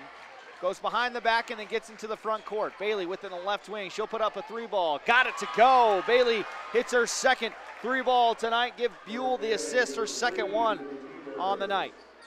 Lead up to 16 again, or 14. No, I was right, 16. It's 16. Yeah, I got it. I'll take off my shoes here in a minute, and then we'll really get accurate with our math. We'll break out the abacus. Yeah.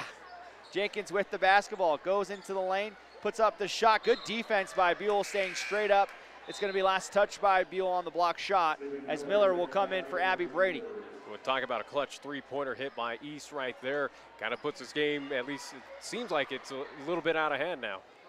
Henry has it. She'll put up a 3-ball. Nothing but net. So Kyla Henry with her second 3-ball tonight for Jenkins, her third assist. Lead back to 13. Miller gets across the timeline through the full court pressure. Blaney has it, short corner, and then throws it away. Henry comes up with the steal. Henry across the timeline, long pass to Jenkins, has to save it, throws it underneath the basket, and out of play. It's going to be another turnover. 22nd turnover for Rock Springs. East with 16. Buell fakes the pass, will get around Henry and into the front court. Henry not stopping, goes into the block. Her pass is stolen away by Jenkins. Jenkins with her fourth steal, looking to go coast to coast. That one is stolen by Bailey. Now it's starting to get a little sloppy as Buell has it in the right corner. Buell pass to Miller, hits the cutting Miller, who puts up the right-hand shot and rolls it in. Buell with another assist, and for Miller, she's got 13. That's a season high for Sydney Miller as Bailey will pick up the foul. Second foul for her, 6th team. Interesting play there again for Miller, as for Rock Springs, the defense just kind of allowed her to go and get the easy bucket. They did, kind of afraid to at least put Cheyenne East in the bonus. For both teams, now with both 6 fouls with a minute and a half here, got to give a good kudos to the officials. They really let the girls play, and it's been pretty scrappy in certain portions of this game tonight too. Jenkins with the basketball, goes to the right corner. Robinson will put up the 3-ball. It's going to be way long, and the rebound will come to Jenkins. Falls right to her lap, double pump, bank shot up and in for Jenkins. So Jenkins starting to pick up her points here in the second half. Erickson goes to Buell, goes around her head, she grabs it, crossover, gets in the lane, another crossover, puts up the right-hand reversal. It's too short. Minery grabs the rebound and will throw it to Jenkins. Jenkins across the timeline, nobody picking her up until she gets about 10 foot, and she hits it in, nothing but net. Just a freshman is Brinley Jenkins, but you gotta like her game as the lead's now cut to 11. Imagine if they had Kai, Buell, and Jenkins in Rock Springs. They could be problems if Buell was still in Rock Springs. 35 seconds left in the fourth quarter. East slowing it down a little bit more now. as Robinson will foul Miller, and Miller will go to the line to shoot 1-1. As that'll put Rock Springs with 17 fouls here, and for 30.1 seconds remaining of this contest.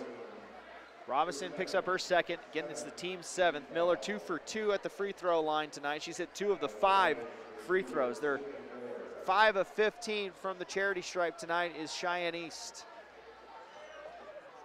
Miller, first one is no good, and the rebound comes to Minery, her 6th rebound. Jenkins has the basketball, 25 seconds left in the 4th quarter. Dribble handoff to Robinson. Robinson working the perimeter, will stop, fake the shot, goes to Minery on the right elbow. Now trying to drive to the right side. Now it's Jenkins on the right wing, driving baseline, and a offensive foul on Jenkins. She charged, and it was Abby Erickson once again drawing the charge. So 18 foul for the Lady Tigers. And shooting opportunity, at least chance for Cheyenne East to just continue at least extending this lead. 10.6 seconds left. It now looks like the Sheridan boys varsity team starting to come in. So now it's going to get a little more crowded.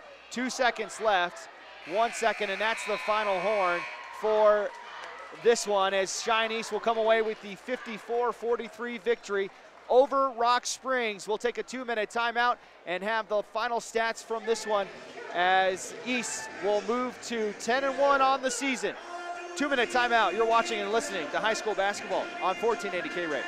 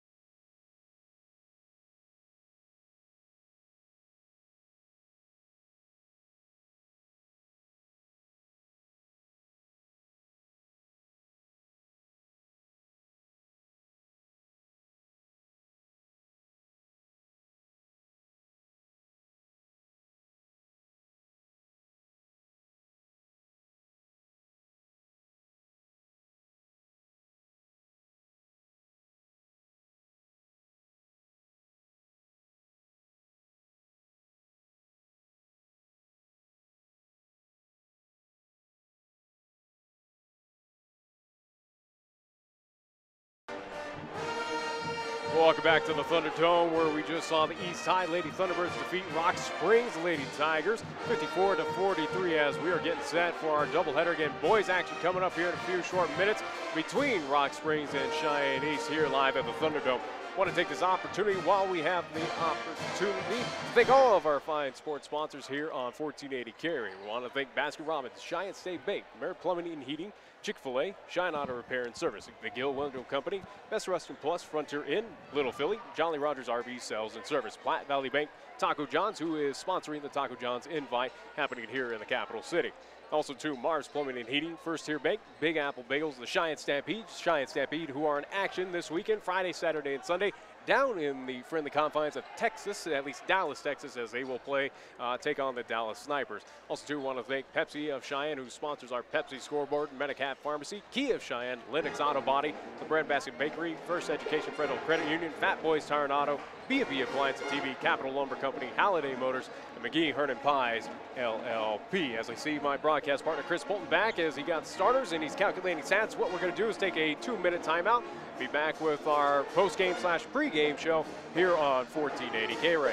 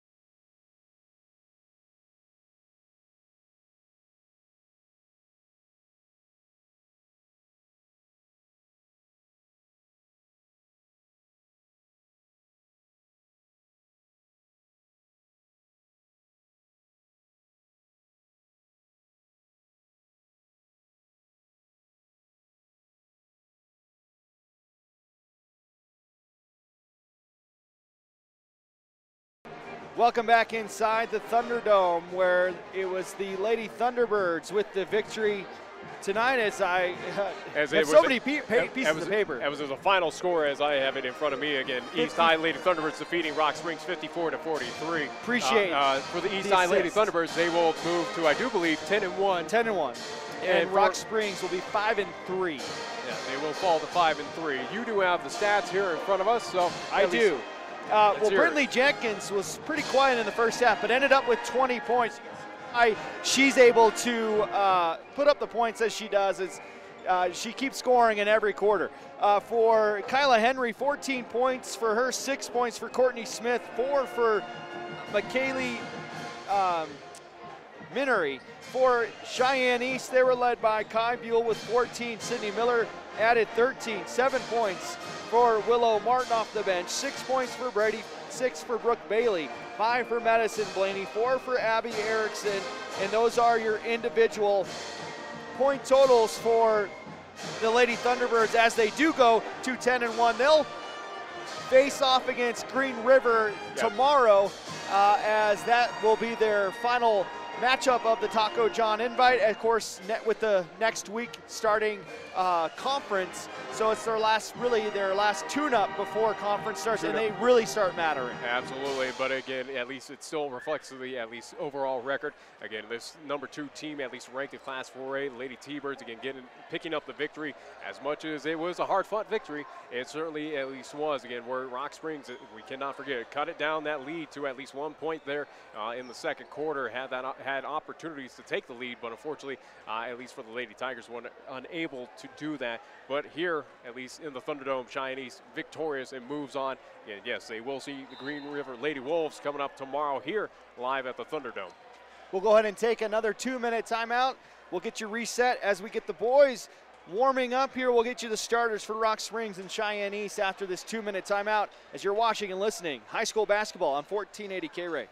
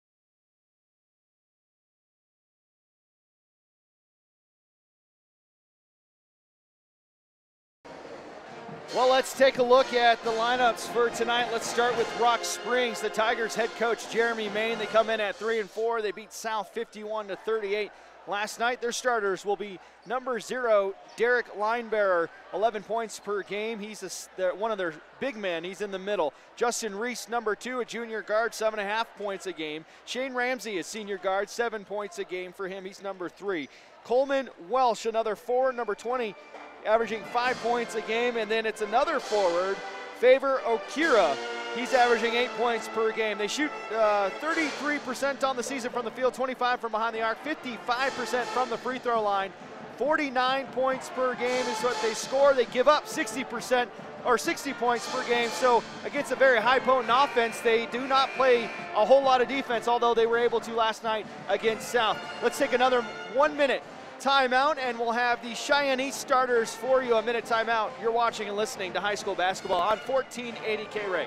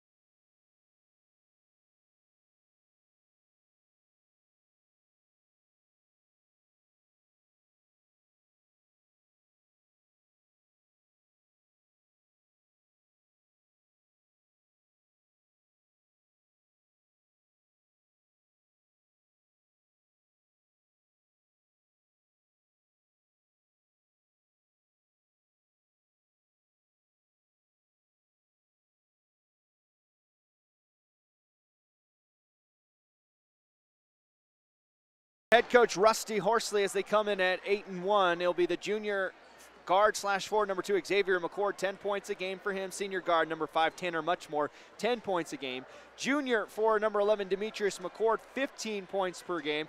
Eric Oliver, the senior guard, 23 points a game for him, number 22. And then Onyx Jackson, number 55, 4 points a game for him. 56% from the field. East is what he shoots, 44% from behind three, 73% from the free throw line. That's a big reason why they're one of the top scoring teams in the state, 73 points per game. They're giving up 59 to their opponents. We'll take one last final 1 minute timeout and have the tip off for the boys game after this 1 minute timeout on 1480 KRAE.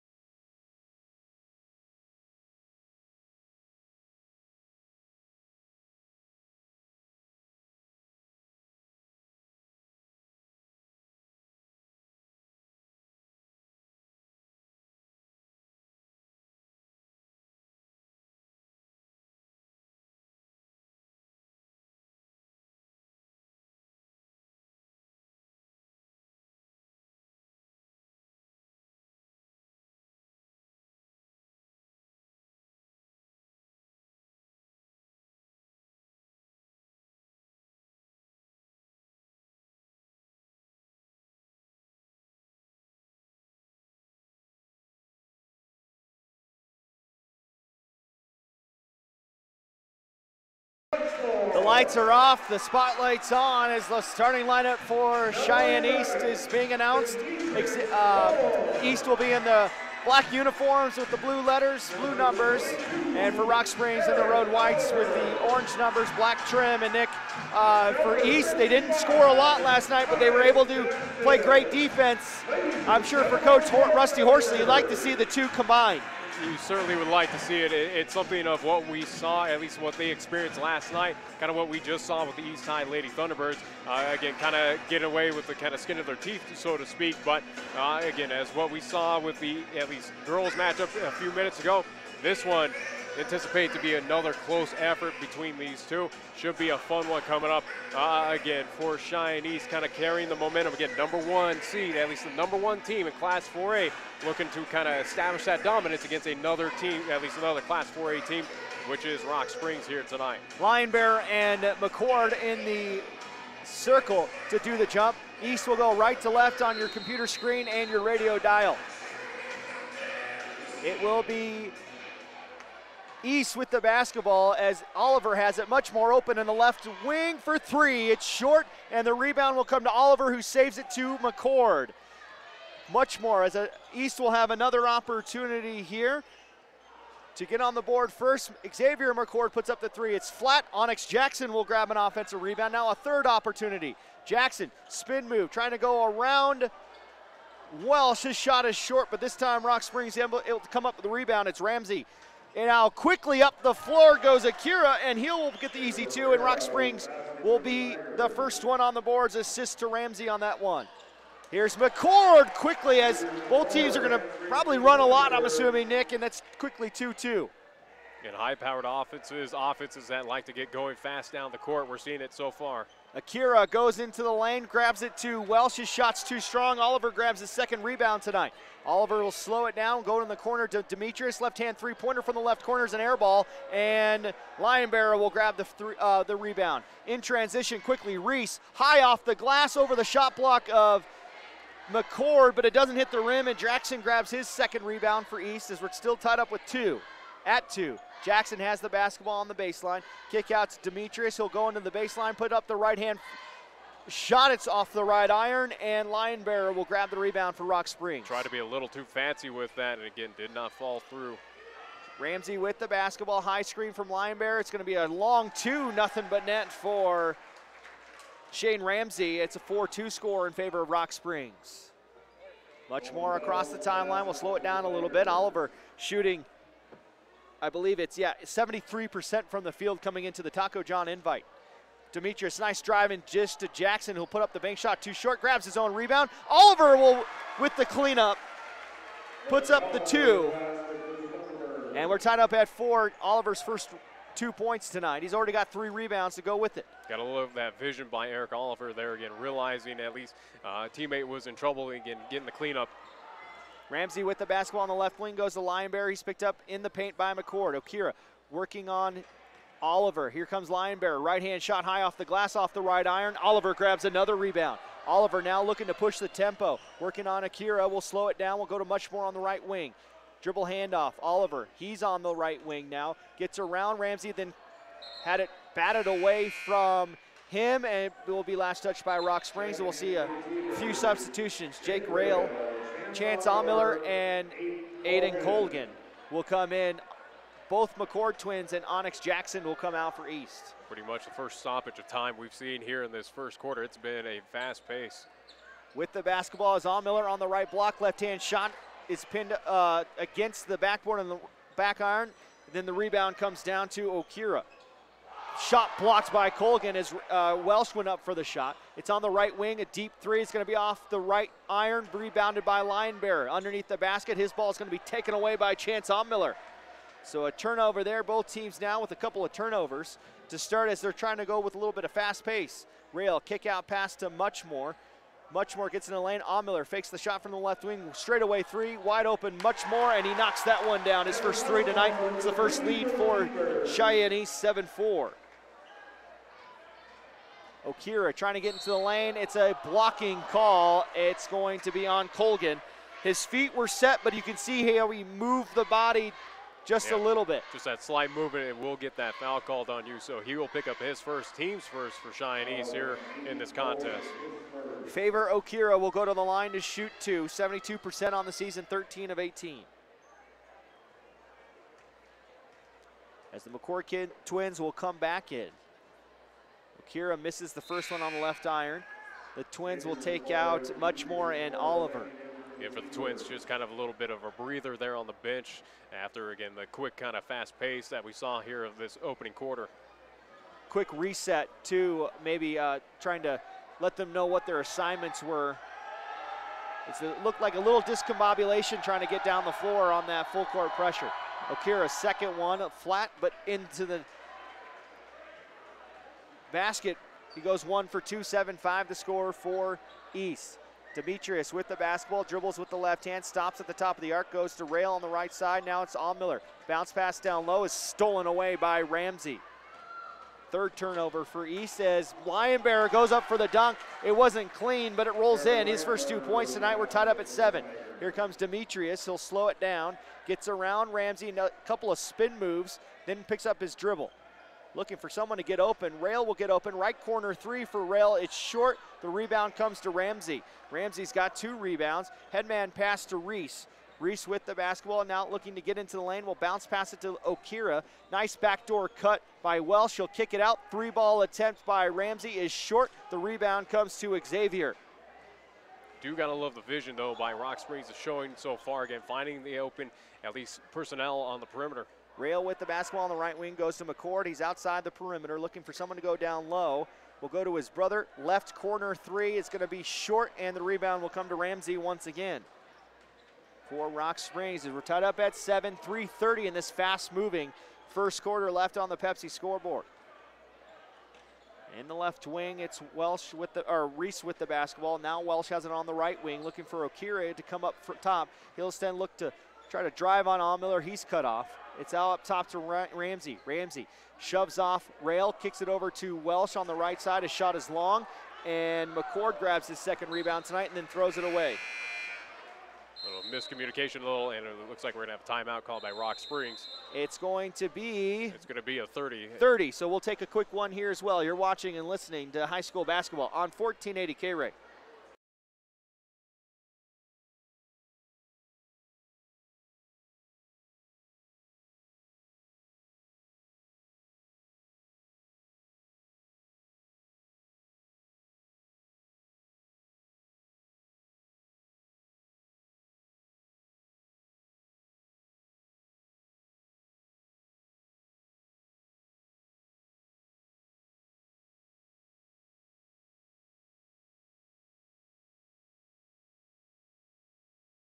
We're tied up at 7, so 3:07 left in this first quarter. And we're talking during the break, Nick, the fast tempo, maybe a little too fast as East with 4 turnovers, Rock Springs with 2. And again, that was kind of the first kind of mental miscue right there by McCord, at least trying to get the inbound pass there where, again, the moving 10 or much more did not even realize that the pass was intended for him. So right now, at least that timeout called by Rock Springs just to kind of slow things down. Much more and Oliver back in rail, and Allmiller take a seat. Ramsey with the basketball, much more up high on him. Now it's Okiro with the basketball, driving on Colgan. Nice driving kick to Lionbear, but his shot's too strong. Oliver grabs his 5th rebound of the quarter. Demetrius with the basketball will slow it down, go to Oliver. Left wing 3, short. A rare miss from 3 from Oliver, and he grabs his own rebound. Goes to Muchmore straight away. Nice pass to Demetrius, and he'll lay it in for 2. Give the assist to Muchmore on that one. He averages 5 assists a game, so first one there. That ball is nearly stolen by Demetrius. A little too much contact, and for Demetrius McCord, he'll pick up his first foul. His first, it'll be team second called on Cheyenne East here in the quarter. For Oliver, I say he doesn't miss too many three-pointers. It's because he's 69% on the season coming into the Taco John invite. Across the timeline is Ramsey. He almost had his pocket picked by Muchmore. He'll go into the lane, put up the left-hand shot. He's going to be fouled on the way up, and it may be on Muchmore. Yeah, it was, who had the hand on the hip. So 3-team foul, at least 13 foul called on Cheyenne East. It's going to send Ramsey to the line to shoot 2. And you talk about that 3-point percentage for Eric Oliver, just kind of following in his brother's footsteps there with Elijah Oliver, what he did here at East. Ramsey's first shot is long. Ramsey a 53% free throw shooter, now 50%. He's 10 of 20 after that miss. Second one for Ramsey on the way. That one's nothing but net. He stays true to his average, goes 1 for 2. They're 2 for 4 from the free throw line. They have they're down 1 point. East with a 9-8 lead. Much more with it on the left wing. Xavier McCord has it in the corner, looking for Oliver to post up down low. Good defense though by Akira. Colgan looking for Oliver, who's working block to block, and we're going to get an off-ball foul, and it's going to be on Akira for too much contact. His first, team first. So 6 minutes into this opening contest, at least 4 Rock Springs picks up their first team foul. Oliver will inbound it underneath. Goes to Muchmore. Muchmore will get it down to Oliver. Now kick out, Muchmore, right wing 3. It's going to be way long, and the rebound will come to Reese. A little bit too quick on the shot for Tanner Muchmore. Demetrius comes up with the steal. Grabs it on the left block, spin around, left hand up and in for 2 and 1. Great defense by Demetrius McCord as he picks up his first steal tonight and now has 4 points with 1 more coming. And as that will be the second team foul called on Rock Springs. Colgan will come out, Allmiller will come in. So a shorter lineup as Allmiller and Xavier McCord will probably be the big men, along with Eric Oliver. Demetrius, 63% on the season from the free throw line, misses it, but Allmiller grabs the rebound. Another opportunity, much more in the lane. His shot too strong. Ramsey grabs another rebound. That's his 4th of the quarter. 11-8 the score, 1.5 left in this first quarter. Ramsey gets the lob pass on the opposite corner. With the basketball is Jason Caldwell, who checks in for the first time, and it's turned over. Miller comes up with another steal. With the basketball is Muchmore. His shot is blocked, but he'll go to the line to shoot 2 as Reese got too much contact at the body. So that'll be team 3rd foul called for Rock Springs. So Reese will pick up his 2nd. And now we're tied up at 3 team fouls each. I just don't know who has the other foul. Muchmore's first shot will roll in. Literally touched every single part of the rim there. They had to think for quite a while and then decided to fall through. Right. A little flip of the coin. 12-8 the score with 1:23 left in this first quarter.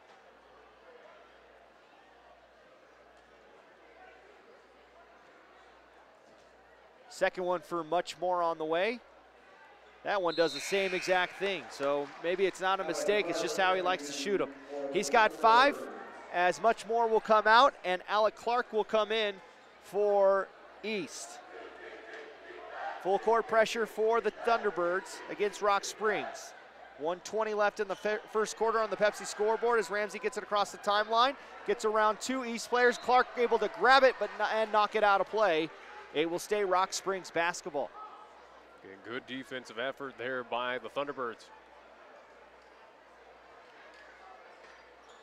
Ramsey looking to get it into the floor, but it's stolen by Oliver. Here comes Oliver looking for the steal and 2. He may have been fouled, but McCord does a good job following up with it.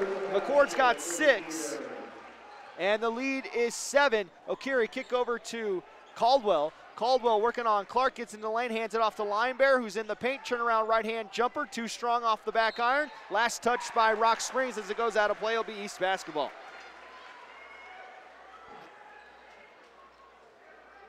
Here's a chance right now for Cheyenne East to extend out the lead, take advantage of the turnover.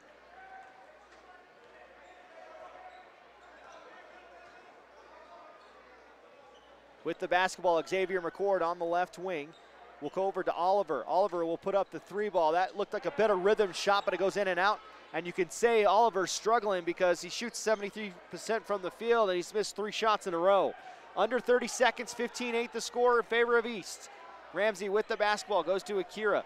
Akira dribbling with the left hand, gets the screen, goes over to Caldwell, right-hand floater, air ball. Welsh is there for the cleanup. He misses that shot, and then McCord grabs the rebound, and we get a whistle off the ball. 3 point-blank opportunities for the Tigers right there, missed on all opportunities. Team foul will be called on Cheyenne East. They'll pick up their 4th. It was on Eric Oliver, and it was in the act of shooting, so the whistle was just late, I guess. As Linebearer will go to the line to shoot 2. As Coach Rusty Horsley is going to get an explanation on that call. Linebearer hits his first one, as you'll see Nathan Ash and Bobby Sains come in for Rock Springs. Ramsey and Caldwell will come out for the Tigers. 15-9 our score. As Linebearer will have one more free throw coming with 16.3 left in this first quarter. Linebearer misses the second one. Demetrius grabs the rebound. Demetrius across the timeline, goes to Clark, batted out of play though by Ash. 9.5 left in this first quarter. Clark will inbound it. Will go into Miller, who lays in the right-hand floater. Nice job on the inbound by Miller to get open. 1 second half-court shot by Linebears off to the right side. So East will take the 17-9 lead as we take our first break here and go to the second quarter, a 1-minute timeout. You're watching and listening to high school basketball on 1480 KRAE.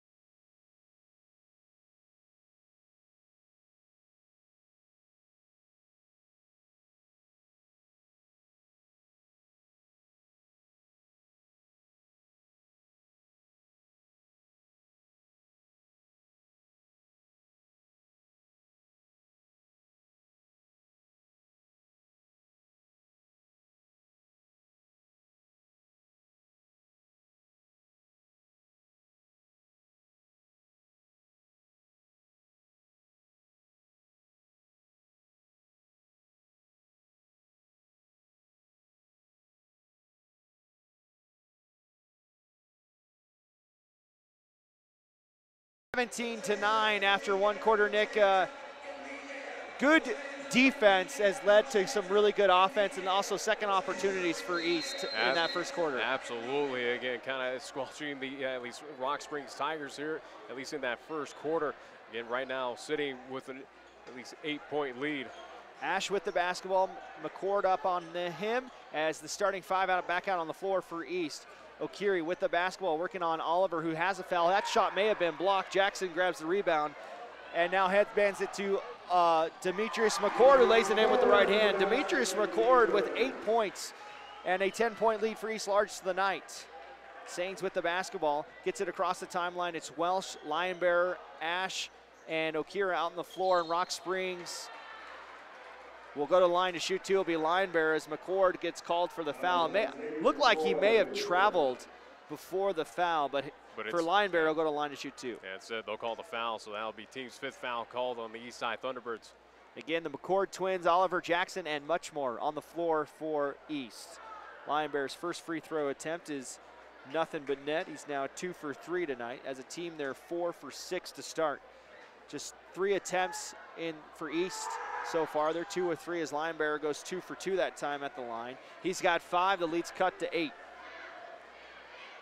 Muchmore will walk it across the timeline where he's met by Bobby Sains as Rock Springs in a man defense. Oliver gets into the left block, puts up the 5-footer. It's short. And the rebound comes to Lionbearer, his 4th rebound. A lot of misses for Oliver here to start on the offensive side, but he's filling up the box score with rebounds and a steal as we get a timeout called by Coach Jeremy Main. It's a full timeout. We'll take one here as well. A 1-minute timeout as you're watching and listening to high school basketball on 1480 KRAE.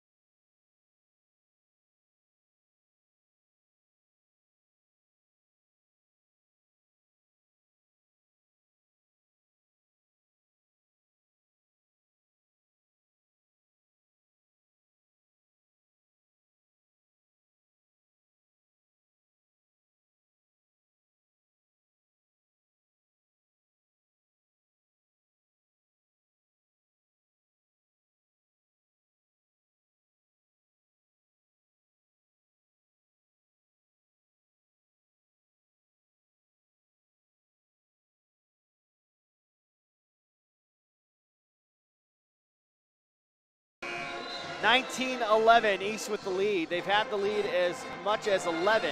There's 7 minutes left on the Pepsi scoreboard here in this first half. It's the same 5 out for East. McCord twins, much more, Jackson and Oliver. For Rock Springs, it's Ash, Sains, Lionbearer, Welsh, and Okira. Inbound pass comes into Bobby Sains. Much more will pick him up at half court.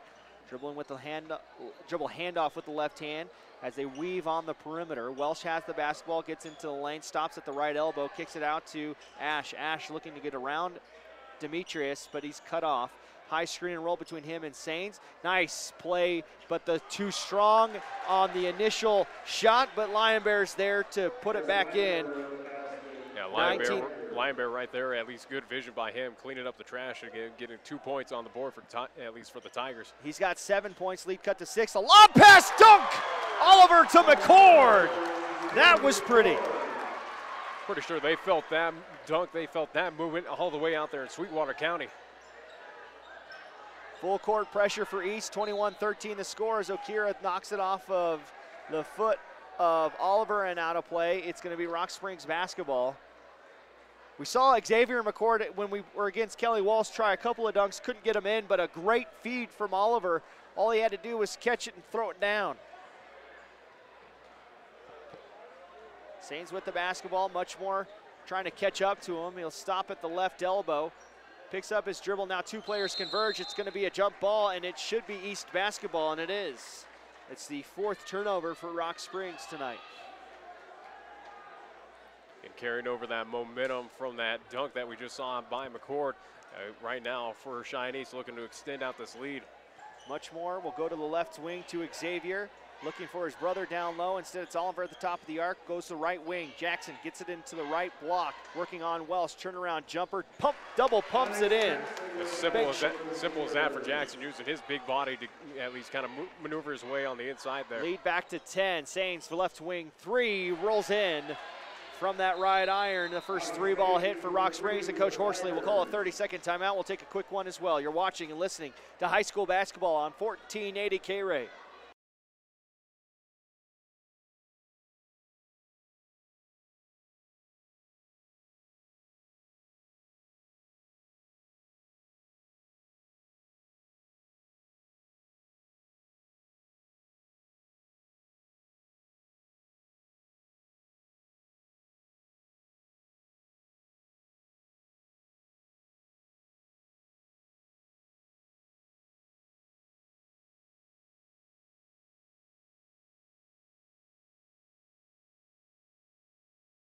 .316 with 5:30 left on the Pepsi scoreboard in this second quarter.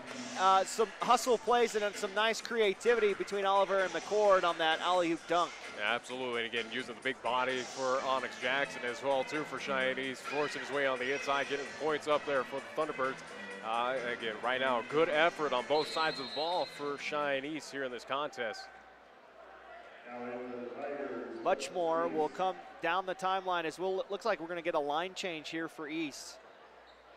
And we'll get those subs once we get a whistle. McCord at the top of the arc trying to go around Reese, he does, and on the way up he's fouled. And the foul will be called on Justin Reese. So Xavier will go to the line to shoot 2, where he's a 70% free throw shooter, 7 of 10 on the season. So we'll see 4 of the subs come in after this first free throw. And for Reese, he picks up his 3rd foul. Team's 4th called on Rock Springs. That's one of the ones I missed, right? That's the one I missed right there. We got it all solved. McCord, and it's the first one, nothing but net. It's Michael-I Allmiller, Michael Pope that checks in, as well as Jake Rail for East. The one sitting on the floor waiting to come in is Aiden Colgan.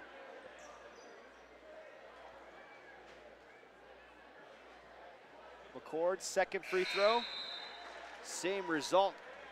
Gets both of them to go. He's got 6 as he comes out. It's a 9-point lead for East. As Colgan comes in for him. The 5 starters for East getting a little break there as they've been workhorses so far in this contest. Looks like McCord is, maybe Xavier's left wrist may be a little sore. He just had, as that's a steal and 2 by Allmiller.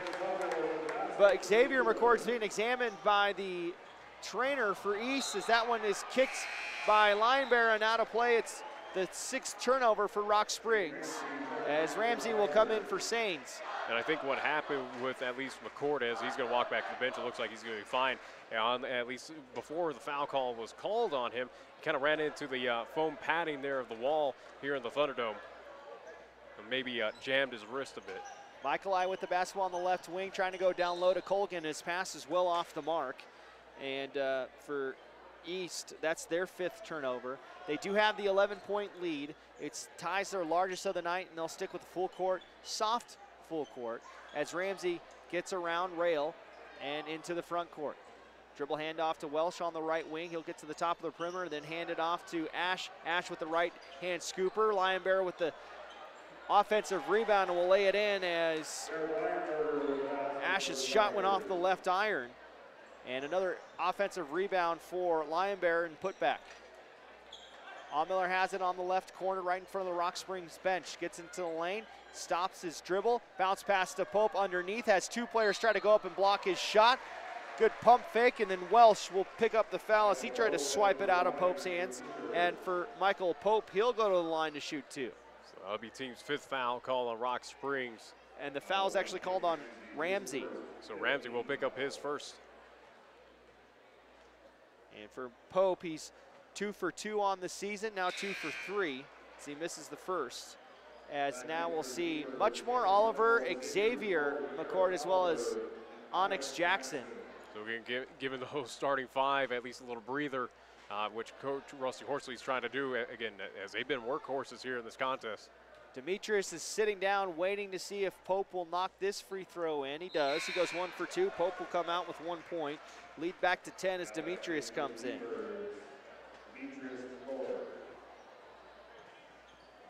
It almost seems like for Coach Rusty Horsley trying to maneuver his starters in and out of this contest, playing a little mind games right now with the Rock Springs. Muchmore will pick up the foul on the block, his second foul. He may have to come out. 6th team.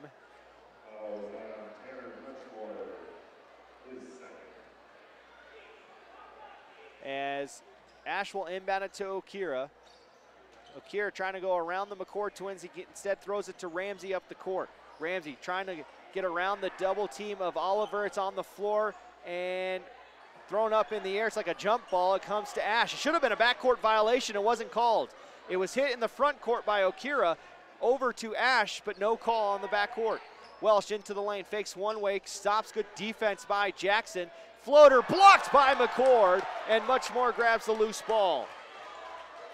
It was Xavier with the block. Demetrius into the lane, throws up the left hand. He'll go to the line as he's fouled. And one of the things that East does a lot is they get to the line because they're so aggressive. And they shoot well from the line, so you don't blame them for trying to get there. For the Eastside Thunderbirds, it's a team that is not afraid to get aggressive, not to be physical on the inside. And as you mentioned, again, picking up fouls. 16 foul on Rock Springs called. Connor Welsh picks up his first. McCord's first free throw is nothing but net. An all-around effort put on tonight in front of this kind of packed crowd here at the Thunderdome. Both offensive and defensive side for the Thunderbirds. They've been putting on a show. McCord's second one is too strong. The rebound comes to Welsh. Welsh's second rebound. 29-18. Again, back to an 11-point lead for East. It's the largest of the night. Welsh has it on the right wing. Jackson comes out and plays defense on the perimeter. Okira dribbling with the right hand, fakes the handoff, gets in the lane, hands it off to Welsh. He'll dribble it out to the perimeter. Now it's on the right block to Ash. You're trying to go reverse lay-in. He gets it over the shot block of McCord, but too strong, and Rail grabs the rebound for Cheyenne East, who had to come in for much more. Xavier with the basketball, goes to Demetrius. Demetrius goes down low. Oliver squares up on Linebear, kicks it out to Rail. Rail fakes the three, but traveled in the meantime as he went for the pump fake and then took one too many steps before he was able to put the ball on the floor. Kind of the rare mental miscue for the Eastside Thunderbirds. Again, a rare turnover in this first half for them. Both teams with 6 turnovers. Okira across the timeline. He's picked up by Demetrius McCord.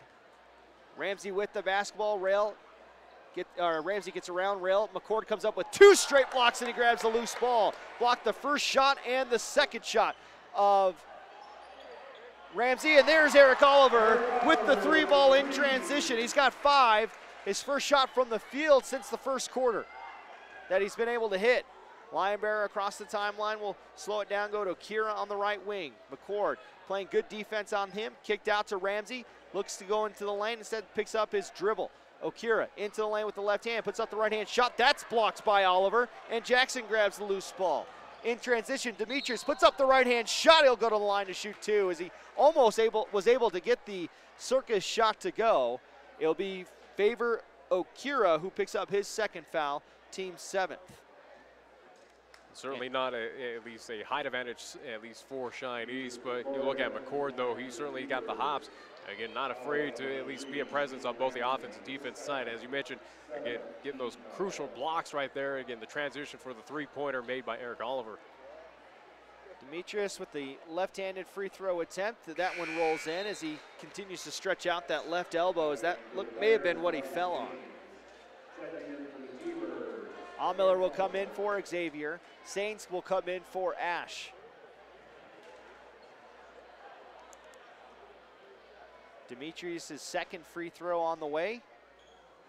And hits off the right iron, and Okira will pick up his second rebound tonight. The lead's up to 15, though. Largest of the night for East.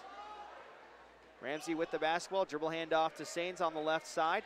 Now he'll dribble to the right side with the right hand. Crosses it over to Ramsey. Ramsey fakes the shot from the top of the arc. Good defense there by Demetrius, not giving him a lot of space. Sains with the basketball, gets into the lane, stops at the left elbow, puts up the jumper, too strong, off the front iron, and Jackson grabs the rebound. As it went off Jackson had to jump twice. It went off the back iron and then off the front iron. Oliver with the basketball, crossover, kick out, Rail for three on the left side, nothing but nets for Jake Rail. His first three tonight. Oliver picks up his second assist. Now as this game is starting to get out of hand for Rock Springs. 18-point lead now for East. That's the largest. Lion Bear gets into the lane, nice bounce pass to Welsh, and he'll lay it in for two as East was slow to get back on their full court pressure. Oliver will walk it across the timeline, 16-point lead for the Thunderbirds. Xavier will check in next whistle. Allmiller has it on the left wing, fakes the pass, gets into the lane, fakes one way, goes to another. Jackson has it on the left baseline, looking for someone to get open. Allmiller has it on the left wing, kick out to Oliver, and with Okira not getting a hand up, he takes the shot, but Sands comes up the rebound as the shot missed left. In transition, Welsh has it stolen away by Oliver. His third steal tonight is past headman to Ramsey, and Ramsey will foul Demetrius. So instead of an easy two, Demetrius will go to the line to shoot 1-on-1. And probably a smart foul there by Rock Springs. They'll pick up their 18th foul. Again, preventing the easy fast break. It looked like it was going to be an easy deuce for the East Side Thunderbirds. So for Ramsey, that's his third. That's now two players for Rock Springs with three fouls, Justin Reese and Shane Ramsey. Jason Caldwell will come in for Rock Springs as McCord's at the line shooting one in the bonus, his first one. Rolls in and out, but Allmiller there for the offensive rebound, misses it, but Oliver grabs a second chance, a third chance. Kick out Oliver on the corner. It's now up top to Allmiller. Allmiller into the paint, jump stop, over the shot block opportunity, missed the shot, grabbed his own rebound. And it's knocked out of play by Rock Springs. So extra opportunities here for Cheyenne East, and they still have the basketball with 30.2 left here in the second quarter. Gotta love those second chance opportunities that East has been putting on right here on the offensive side. Two extra attempts by McCord, nice pump fake by Allmiller, and that one rolls in for two. For Allmiller, he's got 6, and for McCord, who had 2 extra opportunities, just picked up his 5th rebound. Welsh over the shot block attempt of Oliver, it's an air ball, and Xavier grabs his 6th rebound.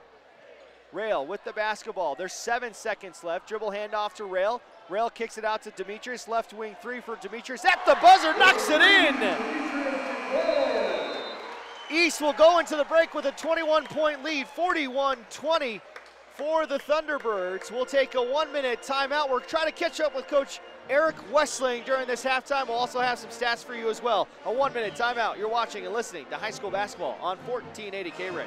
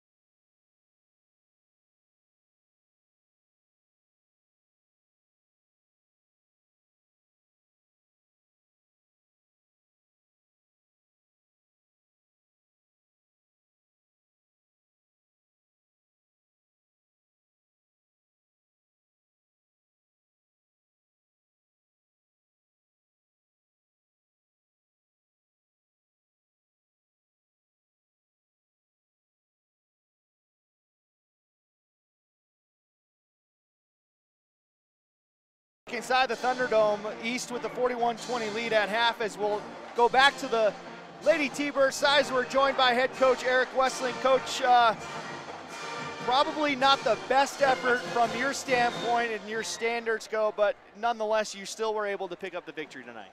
Yeah, you know, it's one of the, another, I don't know what it is with you guys being here, but it's another one of those games where it wasn't perfect. It was gritty, and that's kind of what the word is for us right now. Is have a lot of grit with our kids, and they battled back second half and did what they needed to do. Shooting-wise, we'll talk about the one negative, but I think it was 5 for 16 from the free throw line. That's got to be something that you'll make sure to make some emphasis in practice next week, I'm assuming, because when it comes tournament time, that's where you can win and lose a ball game. Yeah, we'll figure that out. I mean, that's just not good enough. So we got to figure that out for sure, and we'll spend some time getting that figured out. Once again, Sydney Miller just really has that blue-collar game. 13 points tonight. She was able to kind of put the ball in the basket as well, but she's kind of that tempo player for you, or that kind of that momentum swinger. What is it about her? Is it her soccer mentality where she just jumps the lane, gets on every single loose ball? But what is it about her game that really just helps you guys overall? She's a competitor. I mean, it doesn't matter what sport she's in, she's going to compete. And you know, it doesn't matter what she plays, she's going to compete in everything. And I think that's what it is. She's just a fighter, a natural fighter, and that's what's made her who she is, and that's what's so good for us, is when we're in tough spots, we have a fighter with us, and that's good to have. We were talking at break about Brindley Jenkins, just a freshman. She's going to be problems in 4A as, you know, 20 points. You did a pretty good job in the first half, but as someone that can score like that, she's going to get hers, and she was able to, but they were tough 20 points tonight. They were tough, and, you know, I'll tell you what, give credit to the whole Lady Tiger team. They scrapped. I mean, it wasn't just her. They scrapped. I was talking to their coach, and those are fun games. When you get two teams that want to play hard, that's a fun mix. Yeah, there was a few minutes in that second quarter where it seemed like everybody was getting on the floor, and a good battle between Courtney Smith and Kaylee McEwen. You got to like the fact that even though Kaylee didn't have a very strong night on the offensive side, you still had 6 different scorers. You were able to get a lot of guard points as far as just driving to the hoop and getting the 3 balls up as well. Yeah, you know, it's team is what we preach, and it's what's coming together for us, and we saw that tonight again. Is when times are down, they turn to each other, and that's so huge for us, that they hope that each other do well, and then they've got each other's backs, and I saw that a lot tonight, so I couldn't be more proud of that part of our game. And then as far as scrappiness goes, another scrappy one tomorrow night. Green River will come in, and they'll be just as scrappy as Rock Springs was, I'm sure. What do you guys need to do just kind of get ready for that next one tomorrow? We need to get some sleep tonight, yeah, for sure, and then be ready to go. So, I mean, just scrap and be who we are, and we'll be fine. All right, well, you get some rest as well. I know you've been at the gym all day today. Yeah. We'll take a 2-minute timeout. You're watching and listening to high school basketball on 1480 KRAE.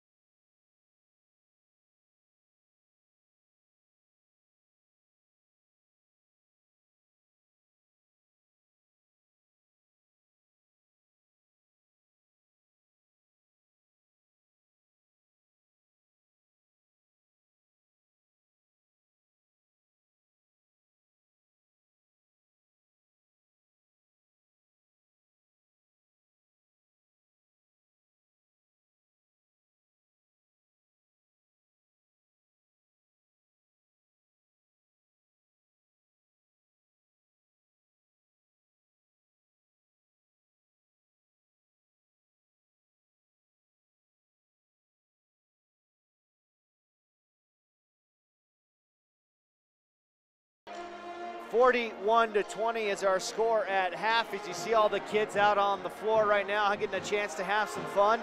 Rock Springs comes out of the locker room getting ready for the second half. Let's take you through our first half stats for Rock Springs. They had 8 turnovers in that first half. They were 4 of 8 from the free throw line. Individual point totals, Lion Bear led the way with 9.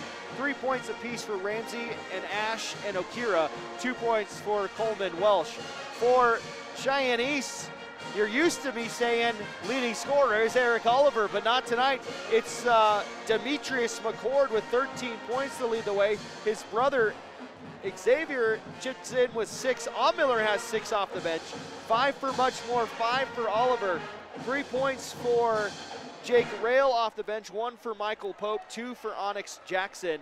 As far as Eric Oliver goes, it's 7 rebounds, 2 assists, and 3 steals. So may not be doing it on the offensive side with points. And that's the beauty thing for Coach Rusty Horsley's team for this East High Thunderbirds, at least basketball squad, is they are that deep. They do have that talent where, again, if a player is to struggle in a contest, they do have others that can pick up the slack.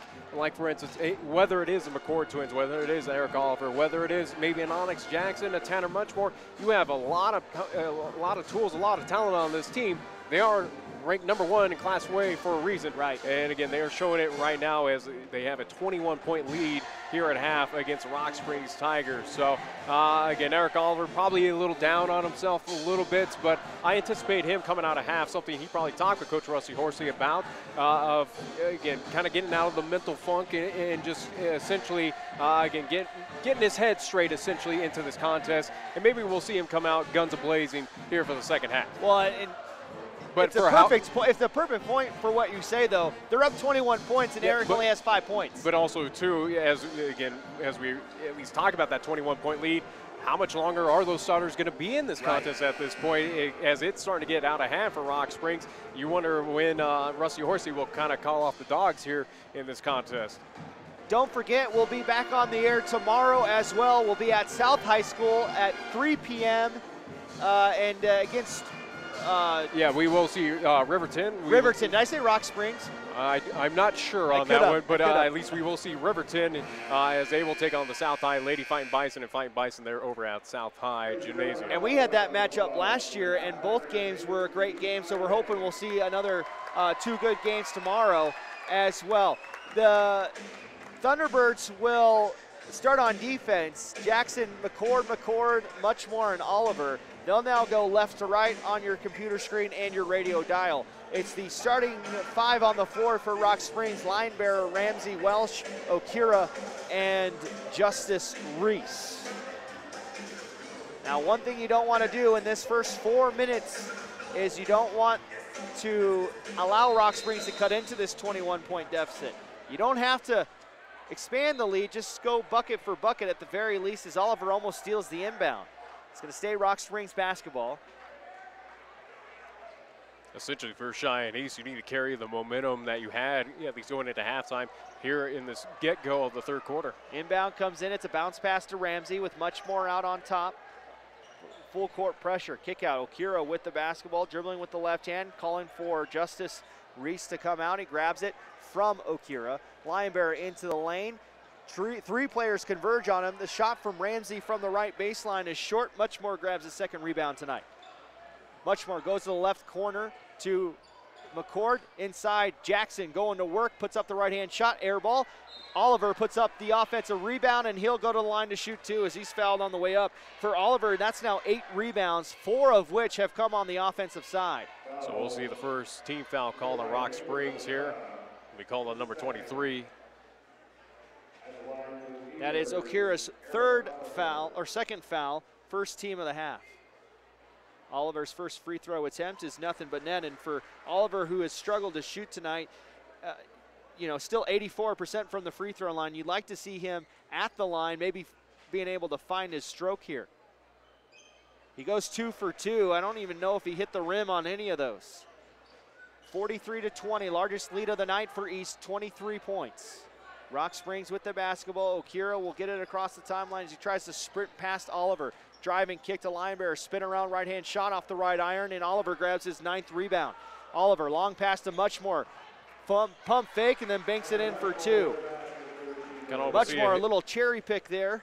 Kind of almost see a hesitation by the defense of Rock Springs, as many players are in at least foul difficulty here. With the basketball, it's Connor Welsh. He puts up the 10-footer, nothing but net over Jackson. He's got 4 points. The lead is now 45-22, 23-point lead. Nice drive and dish from Jackson to Oliver, and Oliver's got 4 points here in this quarter, and Jackson picks up his first assist tonight.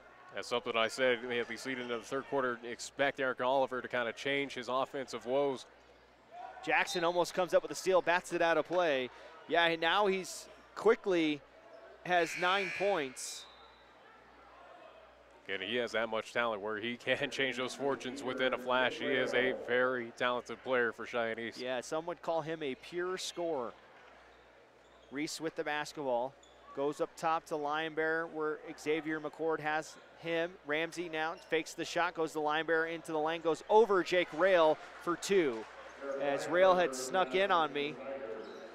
Looks like he came in for Demetrius McCord. Xavier has it on the left wing, gets into the lane, puts up the left hand, shot up, banks it in for 2. He's got 8, lead back up to 15. Actually make that 25. 25. Well, been a long night. Jackson with the rebound off the steal, or a loose ball off the steal. Drive and dish to Muchmore. He misses it. Oliver tries to put it back. Will go 2 times and put it in. He's got 11. He's now got a double-double with 11 rebounds to go with it. Lead now up to 27 for the East High Thunderbirds. Reese with the basketball. High screen from Lionbear. Picks up his dribble and then throws it off the hands of Welsh. It's going to be the 9th turnover for Rock Springs as Demetrius will come in for Jackson. Smaller lineup in there for East. As this contest is now starting to get well out of hand for the Tigers. It is a 27-point lead, largest of the night for Cheyenne East.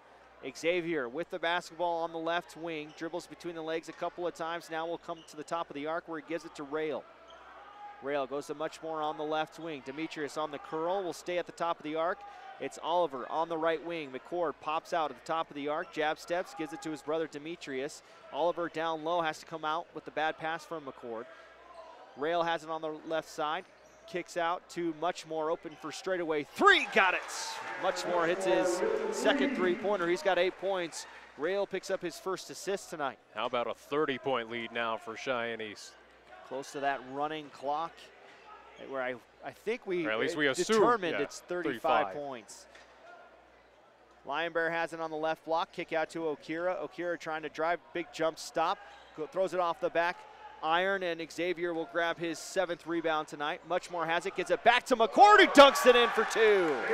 McCord's got 10. He's 3 rebounds away from a double-double. It's a 32-point lead and a timeout called by Coach Jeremy Main. It's a full one, so we'll take a 1-minute timeout as you're watching and listening to high school basketball on 1480 KRAE.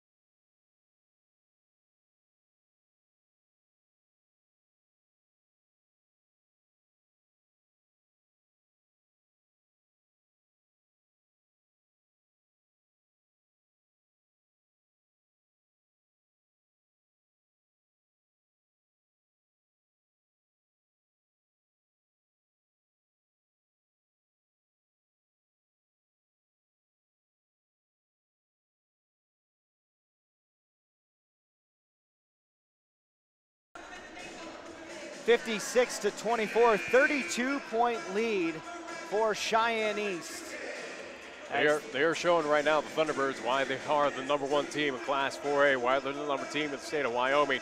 They're proving it right now against Rock Springs. They had a 21-point victory last night over Riverton. where they gave up just 33 points. They scored 54 points last night. It only has taken them 2 quarters and a half to get to 56 tonight. Rail with defense high on Justice Reese. Reese will bounce pass it to Bobby Sains, who comes in from that timeout for Rock Springs. Nice bounce pass to Connor Welsh, who lays it in for 2. Little screen and roll run perfectly there for Rock Springs.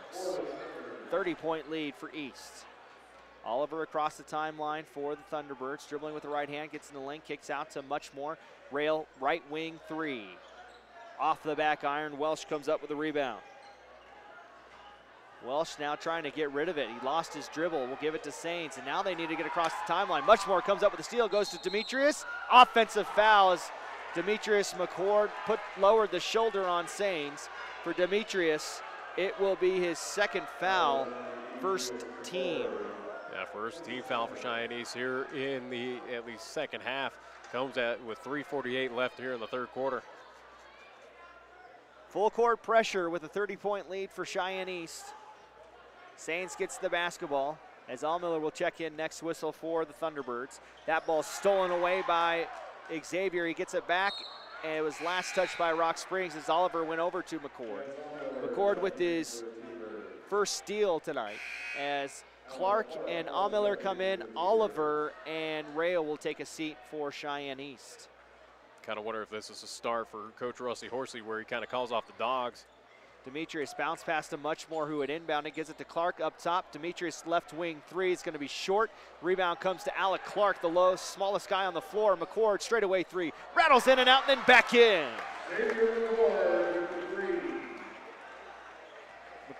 Xavier's got 13. It's a 33-point lead, and McCord tries to come up with the steal, and they're going to say it was a reach-in foul on Xavier, his 2nd.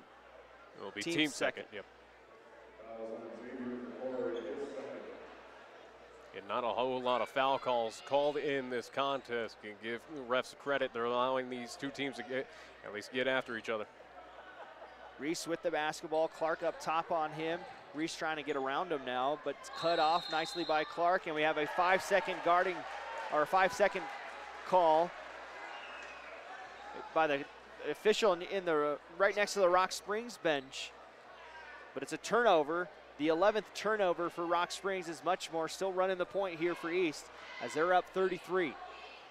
Xavier has the basketball, goes back to his brother Demetrius. Muchmore has it. He's open for 3. Will take it, left iron, and the rebound will come to Connor Welsh as Muchmore maybe a little too much push on that shot. 2:45 left in this 3rd quarter on our Pepsi scoreboard. Okira with the basketball. Allmiller up high on him, playing defense on the left wing. It's on the left corner, and Reese tried to save it from going out of play. He throws it out of bounds. That's actually now the 12th turnover for Rock Springs. Demetrius hustling down the floor will slow it down. Now gets into the lane, kick out to Clark as it looks like Rock Springs is in a zone. Demetrius McCord easily gets around him and gets his first 2 points of the 2nd half. 61-26, 35-point lead as that ball's turned over. Allmiller dives to the floor to grab the steal, gives it over to Muchmore. Xavier on the other side all by himself, slams it home with one hand. Kind of adding insult to injury right there by McCord. Allmiller with his 5th steal, or his 4th steal tonight. It's a foul on East. It's going to be on Alec Clark, his first, team 3rd. So it's a 37-point lead. The clock's not running, so maybe you're right. Maybe it's 40 points. As Xavier will come out and Aiden Colgan will come in. It's kind of a question. As well as Onyx Jackson. It's kind of a question mark on when that running clock will start. Starts at some point when the officials tell him to, I guess. It's kind of how the game started well, I guess we'll go at this time here. Right. Lion Bear has it, gets in the lane. Blocked by Colgan. Allmiller outlet pass to Muchmore. Muchmore with the right hand reverse lay in for 2. Good block by Colgan. Good outlet pass by Allmiller. Sands gets it across the timeline over and around. Colgan tries for another block, but he didn't go straight up. He brought his hand down, and he'll be called for the foul, and that's going to send Bobby Saints to the line to shoot 2. So that'll be 14th foul called on Cheyenne East. Sains is 1 for 2 on the season from the free throw line. And for Colgan, he'll pick up his 2nd foul. First free throw is long. They're 5 of 9, as we'll see Michael Pope check in for, I believe it was much more he came in for. I do believe you were correct, yes, as I see much more heading for the bench. Muchmore has 10. McCord has 15. As Sains misses both, and then Jackson runs down the loose ball. He's got 7 rebounds. If I have my numbers correct here, there's 4 players in double digits for East scoring. Eric Oliver with the double-double. We'll see how much more he gets to play with 1:20 left in this third quarter. I would say he's probably not going to return back in this contest. Allmiller has the basketball, gets in the lane, looks for the kick out, goes to Clark on the left wing. High screen as Rock Springs in a 2-3 zone. Allmiller has it, kick out. Clark left wing 3. Nothing but net for Alec Clark as he gets on the scoreboard on a nice inside out play by Chance Allmiller. I would think not a whole lot of East starters going to return in this contest now with East up by 42 points. Okiri with the basketball, gets in the lane, kick out. Sains will put up the 3 ball. It's an air ball, and Colgan grabs the rebound for East. Allmiller gets across the timeline, almost traveled. Okira playing tough defense on him. Now Pope has the basketball. Pope goes to Clark. Clark to Allmiller, faces up at the free throw line. Pope will put up a 3 now. It's short. Jackson grabs the rebound. Pump fake, puts up the double pump shot, rolls it in. He's got 4 to go along with his 8 rebounds. It's a 44-point lead now. 16 seconds left in the third quarter as Linebearer throws it up and short. Allmiller grabs the rebound for Cheyenne East, as we're starting to see the crowd slowly start. You see people starting to leave as Allmiller puts up the 3 at the buzzer. It's off the mark. A full court shot by Sains is short, and that will be the end of the third quarter. 70-26, it's all East. It will take a 1-minute timeout right here on 1480 KRAE.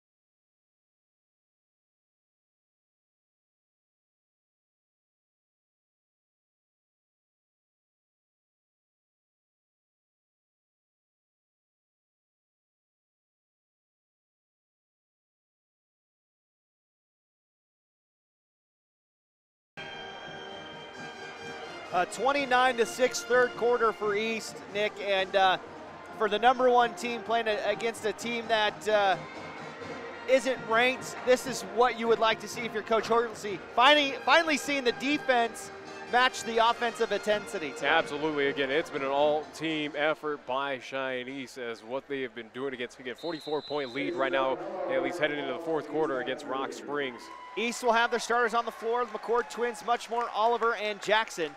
It's Ash, Linebearer, Caldwell, Ramsey, and Reese on the floor for Rock Springs. Jackson has it for East as they start with the first possession. McCord with the basketball, Oliver at the top. Muchmore as they work the perimeter. McCord gets around Ashley, reverse dunk for Xavier McCord. He had struggles against Kelly Walsh dunking, no struggles here tonight as it leads to 46. Essentially just trying to put on a show, at least here for the home crowd. Ramsey with the basketball, goes to Linebearer. His shot's too strong, and Oliver grabs another rebound. That's his 12th. Oliver gets around Reese across the timeline, looking to go into the lane, goes to Demetrius on the left corner. Couldn't get the handle, but will spin move it. Reverse layup with the right hand is up and in. So the McCords line up the scoreboard here as the lead's up to 48 now.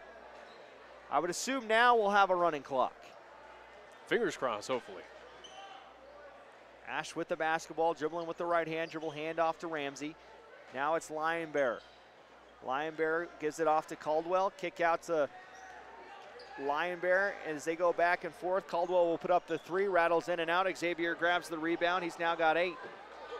Xavier will go to his brother Demetrius in the right corner. Extra pass to Muchmore. Muchmore doesn't take the three-pointer though. Oliver will, and it's nothing but net for Eric Oliver. Muchmore with another assist. He averages 5 on the season. He's got 3 in this matchup. The interesting thing is we're seeing an offensive just juggernaut right now with Cheyenne East. Rock Springs, they've been scoreless. They've been ice cold for quite a few minutes. It's a long 3 by Reese, and Oliver will escort it out of play. Okiri will come in for Rock Springs. Amiller, Colgan, Clark, and Rail will come in for East. Everybody but Oliver will come out. Actually, Oliver will come out.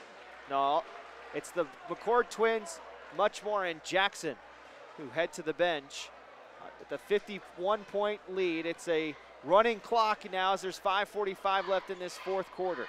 Oliver with the basketball, dribbles with the right hand, will go to Amiller on the left wing. Looking to go down low, gives it to Colgan. Good seal by Colgan, puts up the shot. He's fouled on the way up by Lionbearer.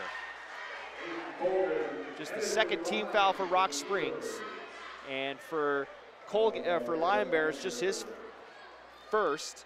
Colgan will go to line to shoot 2, where he's 0 for 1 on the season. And to fill in folks who are not aware of, at least with the running clock, even during free throw shots, it will continue to run. The only way this clock will stop is if either coach calls a timeout. Colgan hits the first of the 2.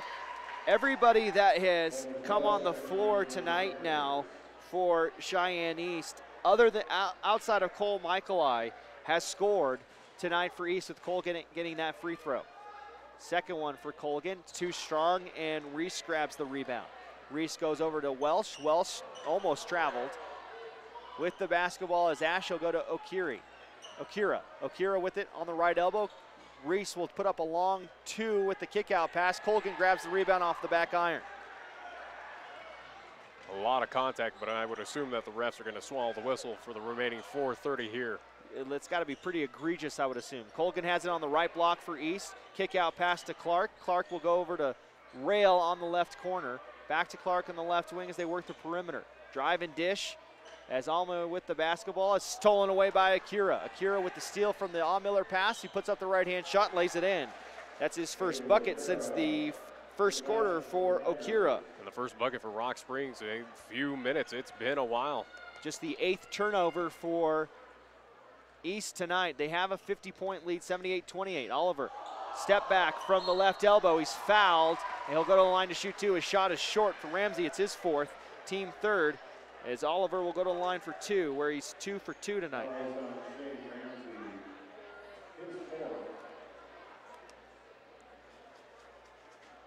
As Rock Springs will pick up their 3rd team foul.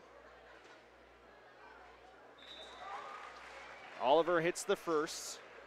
Oliver had 5 points in the first half.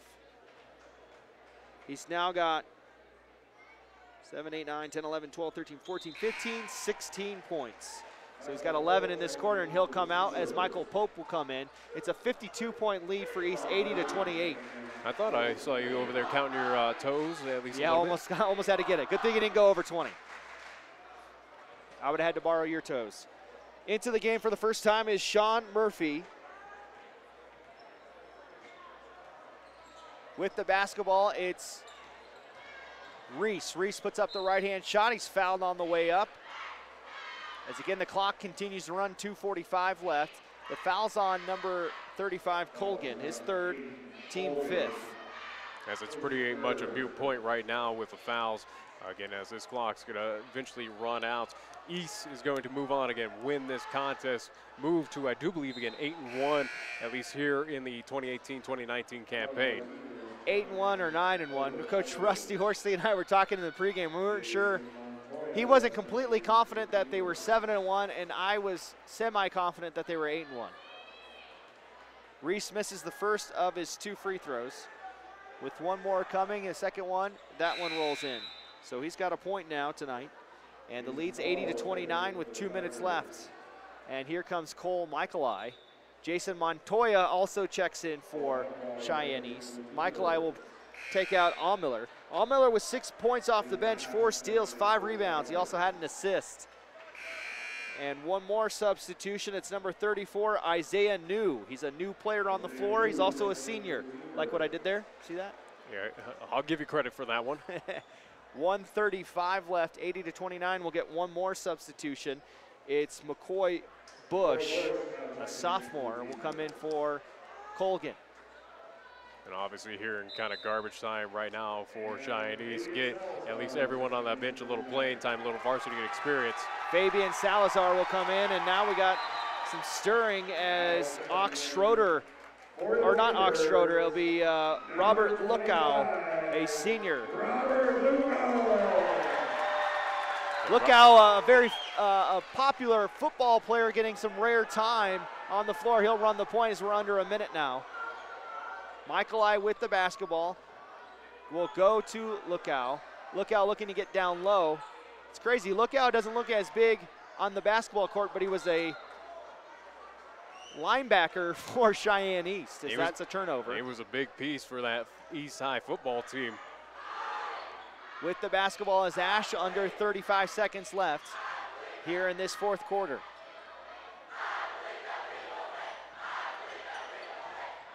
Dribbling with the right hand is Salazar. His bank shot's too strong. He grabs his own rebound, puts it back up and in for two. Salazar grabs his own rebound and comes up with 2 points off the bench. Across the timeline comes Bush, and he turns it over.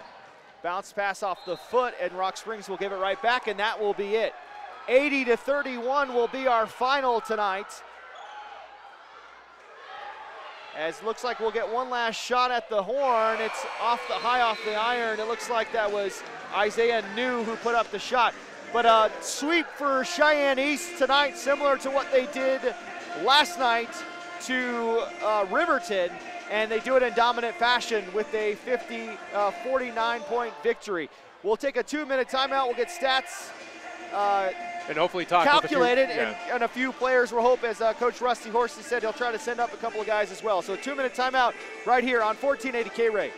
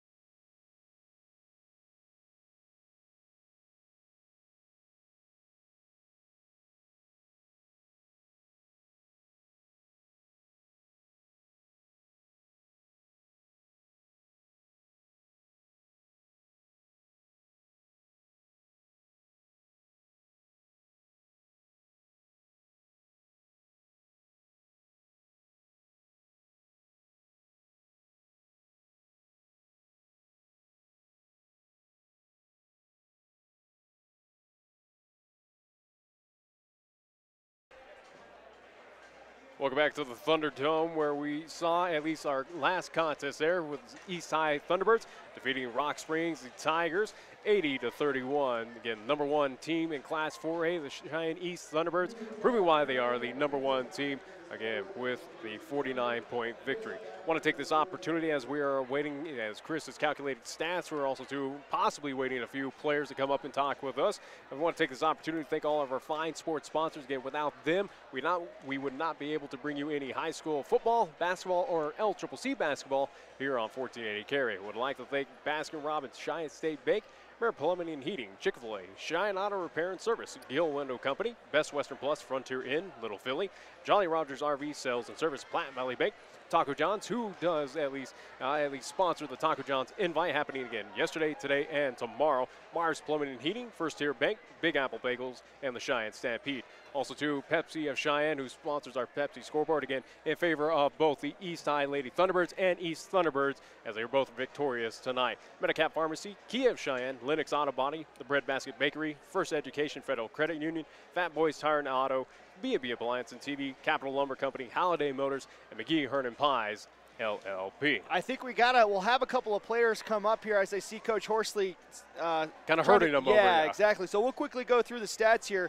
before they get up here. Lion Bear led the way for Rock Springs with 11 points, 3 points apiece for Ramsey and Ash, 6 points for Welsh, 5 for Okira, 2 points for Salazar, 1 for Justice Reese. For East, 17 points apiece for both McCords, so that's 34 points combined between the two of them.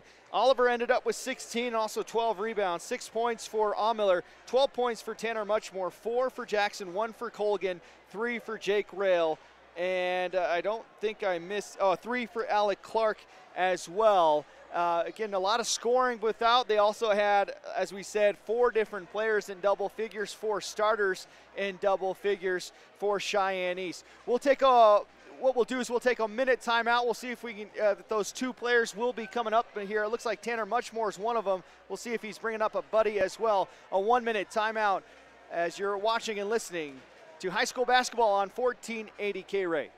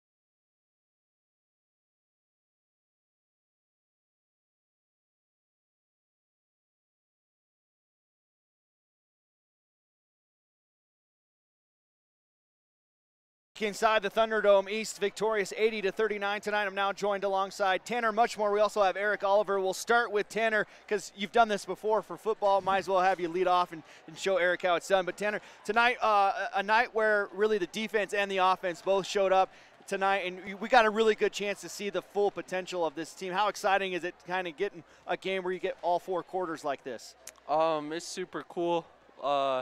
We know we're talented, but sometimes we like to be lazy. So it was fun for everyone to just pick it up intensity-wise. As a point guard for this team, you got so many options. Do you ever feel a little bit of pressure trying to make sure you get everybody at least their opportunities, plus get yours on top of that? Is that ever something that goes through your mind while you're out there? No. I've played with this little guy right here and everyone else since 5th grade. So you guys know each other yeah, pretty well. we're used to it. Yeah. And then how about the McCord twins, just their athletic ability? I mean, obviously everybody knows about Eric Oliver, but as far as the McCords, you saw them develop a little bit in their sophomore year, but this year being able to see those two, especially seeing Xavier when he gets up and with some thunderous dunks as well. Yeah, he's fun to watch, but like what helps them so much is I think, you know, their whole life they've been so athletic that they can like get away with being like not lazy, but they can take breaks, you know. Take chances. Yeah, take breaks, take chances, all that. But the way they play defense, like no one will score on them. I mean, Meach takes their best defender every night, and Zay had like 6 blocks tonight. He's just perfect to protect. And then as far as defense goes, Coach Horsley has talked about how where you guys haven't had that full effort, but tonight you have that full effort. A great effort last night, just 33 points. We're getting close to conference play. Do you guys feel like you guys are starting to hit your full speed at this point? Yeah, I mean, we're still, shots aren't falling as good as we'd like. We feel like we could put up 100 every night, honestly, but defense-wise, we've done tons better. Like, the amount of improvement we've had from summer till now is, like, unreal. All right, well, that's Tanner Muchmore. Go ahead and pass it over to Eric Oliver. Thank you for your time. As now we'll go with Eric. You stay down there. I don't want you to like tower over. No, I'm just kidding. You can come up here.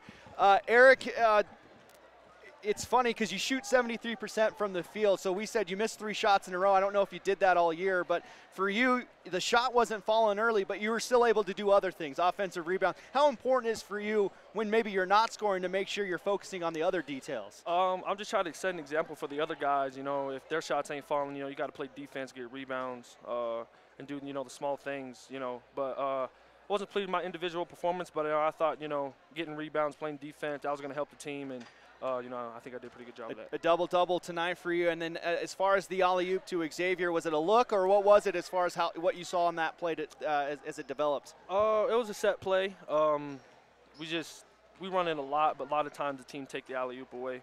Rock Springs didn't tonight, so just took a jab step, faked the guy out, got enough room to make that pass, and, you know, throw it anywhere near the rim, they're going to get it. It seems like, you know, offense comes and goes. You guys are so talented. Some nights it may not be there, but one thing that you guys have trying to make an emphasis on is defense, and it's starting to look like you guys are really selling out on the defensive side, especially with your full court pressure. Yeah, we got all the tools on offense. It's just all about defense and hard work and just effort. So, you know, we all pretty much offensive dominant players, you know, but you know, if we pick it up on defense, I mean, I think it's game over because, you know, we just got so much weapons on offense, and defense can fuel our offense, and once that's going, you know, we're very hard to beat. Well, you know, last year, kind of a bitter taste in your mouth with how it ended. Have you guys talked about it with the collective group, with Tanner, with Xavier and Demetrius, like kind of that core, you know, having that focus to really get off to a quick start this year and really show your dominance from the get-go before conference starts? Yeah, all off-season, you know, we was playing together, even in open gyms, you know, we pushed each other. We didn't want to have that feeling ever again. So, you know, we have our relapses sometimes in the games, but, you know, it's just all about hard work, and, you know, we talk about it a lot. But, you know, as long as we come together and be a team, you know, we're very hard to beat. Awesome. Well, thank you very much, Eric. We'll take another 1-minute timeout, come back with our closing right here on 1480 KRAE.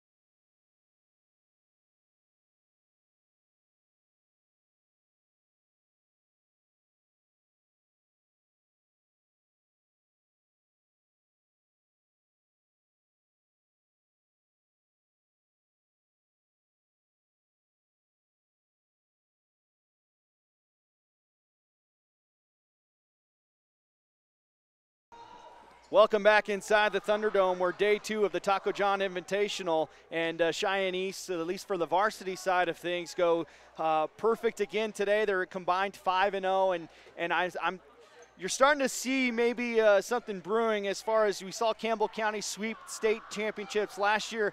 You could be seeing the same thing come to the capital city this year. I think absolutely. Again, what Coach Wessling is doing with the Lady T-Birds, again, has been a phenomenal effort. Again, they put up on a great game here tonight against Rock Springs. Again, they will see another tough opponent tomorrow, at least here at the Thunderdome, with the Green River Lady Wolves in town. Also, too, on top of everything, as we just saw, again, #1 team for a reason in this Class 4A in the state of Wyoming, East High Thunderbirds. They proved why they are the #1 team. Well, no need to sugarcoat it, no need to put anything else on top of it. Again, they at least defeat Rock Springs handily here tonight. Again, this is, for Cheyenne East, this is something that this fan base, this city, needs to take a quick eye on and realize that this school has a potential to do what Campbell County did last year. Again, they have the tools, they have the talent, they have the coaching staffs here, at least in play. It's going to be a fun one. Absolutely. Tomorrow, again, we'll be at South High School. Pregame set tentatively around 2:40, 2:45, depends on that JV game, as South will take on Riverton for the final day of the Taco John Invite. For Jacob Hamill back at the house, doing everything right, being enthusiastic as always, keeping us up the whole time. And for my partner, Nick Peretti, I'm Chris Polton. We'll take you back to your regular scheduled program right here on 1480 KRAE.